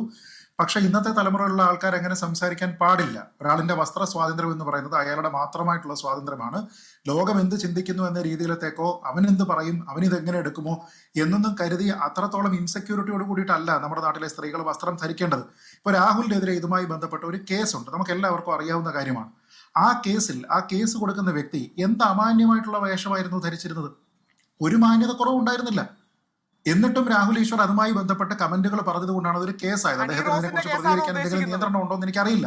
പക്ഷെ നോക്കൂ, ഇതിലെ പ്രധാനപ്പെട്ട പ്രശ്നം നമ്മൾ എന്തിനാണ് ആൾക്കാരെ ഇതും ഒബ്ജക്ടിഫൈ ചെയ്യുന്നതാണെന്നേ. അതായത് ഈ ഹൈ ആംഗിളും ലോ ആംഗിളും മാത്രമല്ല, ഒപ്പീനിയൻ കൊണ്ടും നമ്മൾ ആൾക്കാരെ ഒബ്ജക്ടിഫൈ ചെയ്യുകയാണ്. സ്ത്രീ എന്ന് പറയുന്നത് മൊത്തത്തിൽ ഒരു കച്ചവട ചരക്കാണ് എന്ന രീതിയിലത്തേക്ക് ഈ രീതിയിലേക്കുള്ള ഉപദേശം നൽകുന്ന ആൾക്കാരും ഇതിന് വഴിതെളിക്കുന്നുണ്ട്. എന്നിട്ട് എന്താവും? ഡ്രസ്സ് ചെയ്തിരിക്കുന്ന ആൾക്കാരുടെ മാത്രം കുറ്റമായി മാറും. എക്സ്പോസ് ചെയ്യുന്ന രീതിയിലത്തേക്ക് ഒരാൾ വസ്ത്രം ധരിച്ചിട്ടുണ്ടെങ്കിൽ അതും അയാളുടെ സ്വാതന്ത്ര്യമാണെന്നേ. നിങ്ങൾ എന്തിനാണ് അതിന് ഇത്ര ബേജാറാകാനായിട്ട് പോകുന്നത്? നിങ്ങൾ എന്തിനാണ് അവിടെ സോഷ്യൽ മീഡിയ അമ്മാവൻ കളിച്ചുകൊണ്ട് അവരെ ഉപദേശിക്കാനായിട്ട് പോകുന്നത്? അത് അവരുടെ സ്വാതന്ത്ര്യം. നമ്മുടെ നാട്ടിലെ വസ്ത്ര സ്വാതന്ത്ര്യം എന്ന് പറയുന്നത് ഒരാളുടെ അടിസ്ഥാനമായിട്ടുള്ള മൗലിക സ്വാതന്ത്ര്യമാണ്. ഒരു second, public order, decency, morality ഈ മൂന്ന് കാര്യങ്ങളെ മറികടക്കുന്നുണ്ടെങ്കിൽ മാത്രമേ പ്രശ്നമായിട്ട് മാറുന്നില്ല. ഇവിടെ അത് മാറുന്നില്ല. ഇത് പബ്ലിക് ഓർഡറിനെയോ ഡീസൻസിയോ മൊറാലിറ്റിയോ കഴിയണം. ഓക്കെ, നമ്മുടെ സമയം കഴിയാണ്. എന്തായാലും ഇത് ഒരു തരത്തിൽ അംഗീകരിക്കാൻ കഴിയില്ല. ഏറ്റവും ചെറിയ പക്ഷം മരണ വീട്ടിലെങ്കിലും ഈ കാണിക്കുന്ന പേക്കൂത്ത്, ഈ കാണിക്കുന്ന വൃത്തികേട് നിയന്ത്രിച്ചേ മതിയാവുകയുള്ളൂ. അത് നിയമം മൂലമെങ്കിലും അങ്ങനെ. ഇപ്പോൾ നിയമം നിയന്ത്രിക്കുകയാണെങ്കിൽ മറ്റു ചില പ്രശ്നങ്ങൾ ഓഫ്കോഴ്സ് അതിൻ്റെ ഭാഗമായി ഉണ്ടാവാം.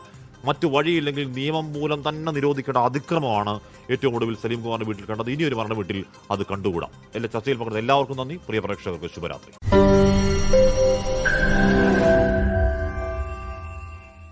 ലോകത്തെവിടെയായാലും ഏത് സമയത്തും 24 വാർത്തകളും ഓഗ്മെന്റഡ് റിയാലിറ്റി പാക്കേജുകളും എക്സ്പ്ലെയിനറുകളും വിശദമായി കാണാൻ ഞങ്ങളുടെ യൂട്യൂബ് ചാനൽ നിങ്ങൾക്ക് സബ്സ്ക്രൈബ് ചെയ്യാം.